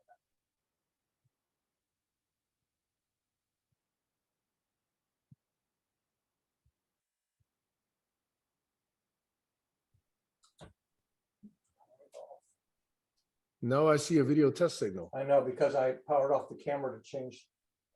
Yeah. Come on, there we go. I'll plug this guy in.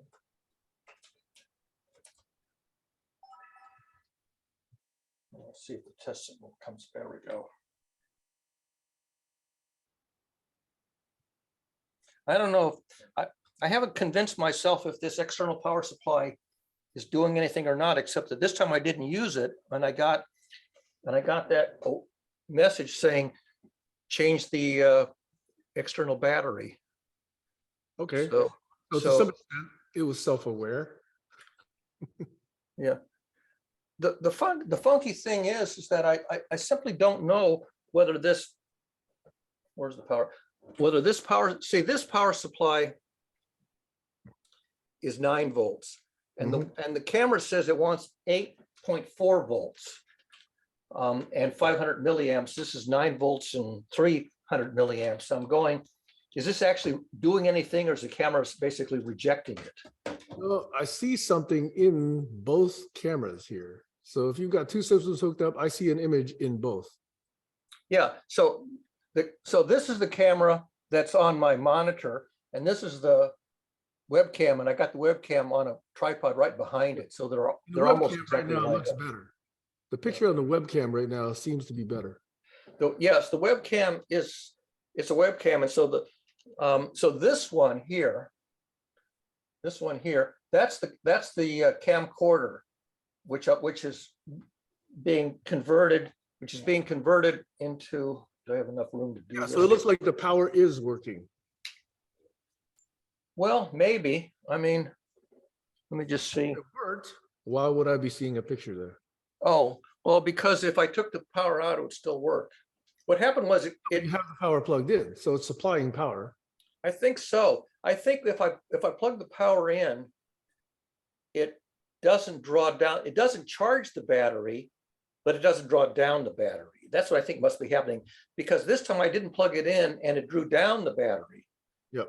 But then when the battery drew down to 0, it kept on running. So it must have it must have an internal battery and an external battery. I don't quite understand how this thing works. How did the battery drain down and it kept on running anyway? Unlikely. You know, it's just like gas tanks, right? It tells you way before it's actually empty. Yeah. So, but near as I can tell, plugging in that little power supply does not charge the battery. You have to take the battery out and put it in the external charger. But I also tried plugging it in without the battery installed, and I don't think it worked. Although I have to try that again now. I need to do some more work on this There you thing. do. You have a set of experiments to run today. Yeah. But Well, if- actually, I've got 2 weeks to do it because Toastmasters is not going to meet next week. It's Thanksgiving. So I've got 2 weeks before we have another meeting. Yep. But the one thing, I don't know if you can see it, on the camcorder, if you look right about here, do you see a little flashy yes, horizontal line? That That I think is a flaw in the memory inside the camera. I think there is a piece of memory that is simply not working correctly, and so you get this erratic line. And if I switch it from video mode to camera mode, I mean to snapshot mode, I still have the line, but now the line is, where is it? I think it's in the middle It's now. on your right. It's on your right. Yeah, right there. Up, up, up, up, up, up, up, up, up. Yeah, right, right. to the right, to the Yeah. right, to the right, to the right, Right, to the it's right. right there. to So the what left. happens is when I switch from video mode to snapshot mode, the line moves, meaning that the piece of memory that it's using is in a different part of the Video. video. And Yep. and I don't think that's going to be fixable. Nah, you'd have to replace the memory chip. It's probably soldered in and you probably can't even get at it. Yeah. So basically, you have to live with that. Yeah. But it's not a big deal. I mean, if I put it in video mode, then the bad line is there, which is kind of above your head. Right, I see it. And then, but this is the really the nice feature here. That's, Yeah, the zooming. Yeah. Got a case of the zoomies, Barry.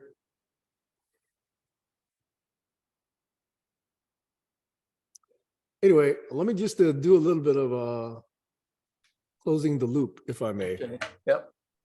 Where I was going with my line of reasoning or questioning was that the modeling of a human in all these various different fields of study, in a sense, predetermine how far these fields of study can go before they fall over. And I think in economics, it certainly falls over. We've got very sick systems because we have a very inherently flawed model of what a human being is, Yeah. right? Yeah. So likewise, my particular application, in addition to all the others, which could be, evolved through a deeper understanding of what being human means, my particular application is modeling humans in collaboration. Yeah. So that when you and I are interacting or in small groups or larger groups, whatever, what are those elements that map to the kinds of interactions we have? And then how can we characterize them from a deeper model of what being human means? And then understanding those dynamics, understanding those tendencies, trends, thresholds, feedback mechanisms, resonant mechanisms. That to me is rich and promising as a field of study.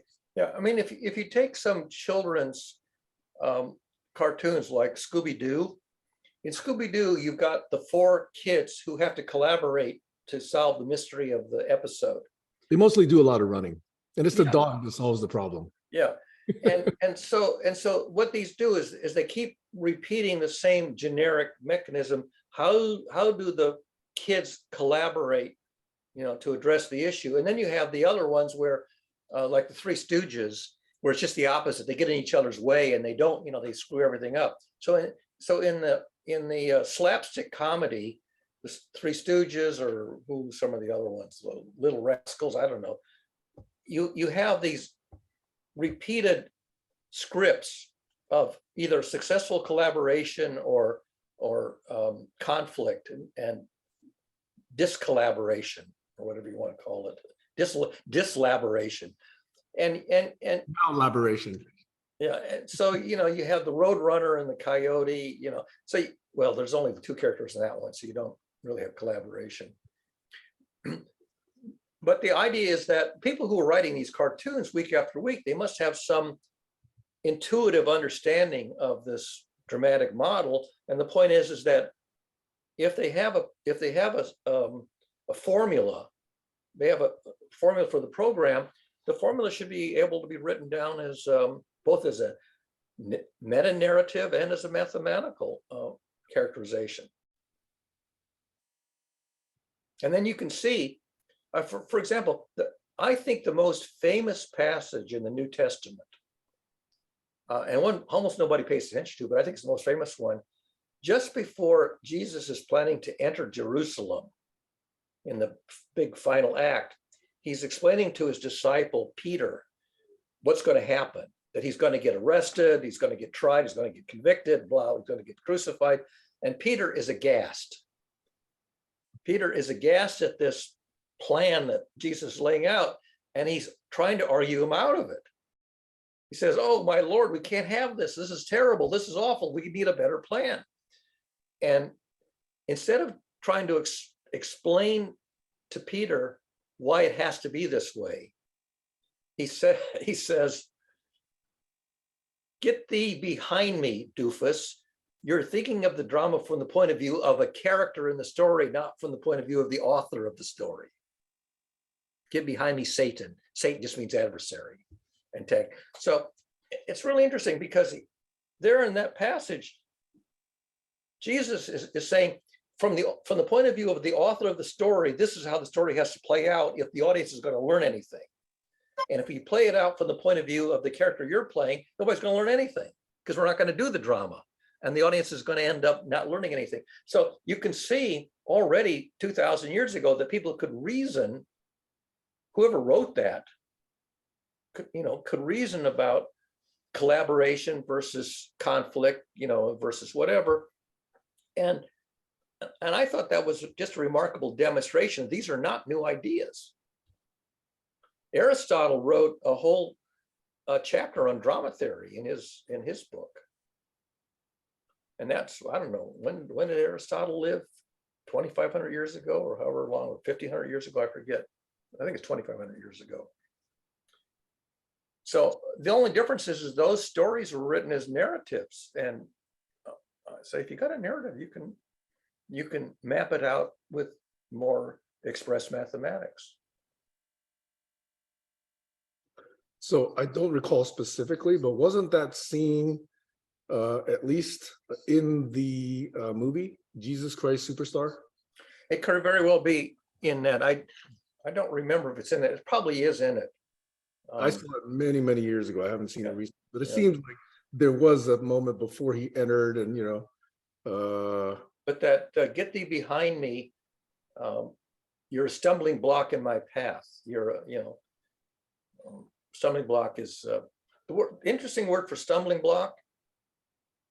It's the Greek word scandalon, from which we get scandal and slander in English and French. But scandalon literally means the stick that holds the bait in a baited trap. So you have a stick with bait, and the stick is propping up the cage. And so you're attracted to the bait, but then you knock over the stick and you're trapped. So scandalon literally is the stick that holds the bait in a baited trap. And from that, we get slander and scandal in modern vocabulary. And that's, when in a drama, when the supporting character says, don't go there, it's a trap, that really dates back to this, this is, you're going to get scandalized, you're going to get trapped, you're being lured into a trap, you're being scammed. all right, Bear. Hey, it's almost the top of the hour, but at least I've got an action, which is I'm going to contact the other co-chairs of the SVELC. Yeah. I'm going to point them to this article and indicate that there's a possible talking opportunity here. Yep. And I think this could potentially lead to more exposure for your ideas, Barry. That would be great. Yeah. I mean, like I say, the last thing I want to do is make sure that my best work doesn't sort of vanish into the ether, because I'm 77, be 78 in a couple of months. And, when lights are out, the question is, will any of this still be around to be of benefit to the survivors of the 21st century. Set up a little script, mail the URL to this article periodically to a subset of your network, and have it just loop forever. Oh, I mean, after I die. That's it. Right? Yeah. Barry, I think this is very productive discussion. I enjoyed it. Super. Glad to hear that. Okay. So it's actually quite sunny today. It's a nice day. Chilly though. I think last night it got down to well, it's not chilly for you. It's 33 here. How low did it get for you yesterday? Last night? I think it got into, in fact, it's 37 right now and it's noon or it's 1 o'clock. So it probably got down. I don't know if it got down to the freezing mark overnight here. I didn't look to see. Well, let me check. Alexa, temperature. Right now, it's 51 degrees Fahrenheit. Today, expect a high of 68 degrees. Whoa. I know last night it got down to 33. So the fact that it's 58 now, it's going to get higher. That's actually quite a range. It's going to be beautiful. Let me just bring up, I have to tell weather that I Wait a do minute. don't. Sorry. Just for the record, my Alexa Dot still thinks it's in California. I haven't switched it yet. So that's California temperatures. Alexa, what's the temperature on Camano Island, Washington? Right now, in Camano, Washington, it's 41 degrees Fahrenheit. Today, expect a high of 49 degrees. Yeah, that's more reasonable. That's more reasonable. Yeah, so the overnight lows are in the 20s here. Tonight it's going to be 22 degrees overnight. I don't know what it was last night. Yeah, that's cold enough. You don't want your dogs outside. Well, as it happens, I don't have any dogs, but yeah. So yeah, today 19 degrees was the low. Was it really? Or was that tonight's low? I don't know. Yeah, so it's well below freezing overnight here these days. Yeah. Has it already turned snowy and freezy and picture postcard country like? We haven't had, I mean, we've had a little light dusting overnight, but didn't last. We haven't had any real snow yet. Yesterday on the way off the island, we didn't have snow, but we had some pretty good patches of frost. So it was already turning white. It was already turning beautiful. Yeah, no, the leaves are mostly fallen now. I'm looking out and I think pretty much my deciduous trees are kind of bare now. And they've been blowing up the leaves, picking them up. Mm-hmm. But, we haven't had any snow yet. All right, cool, Barry. I enjoyed these conversations, Barry. My pleasure. Thank you. All right, Bye-bye. later.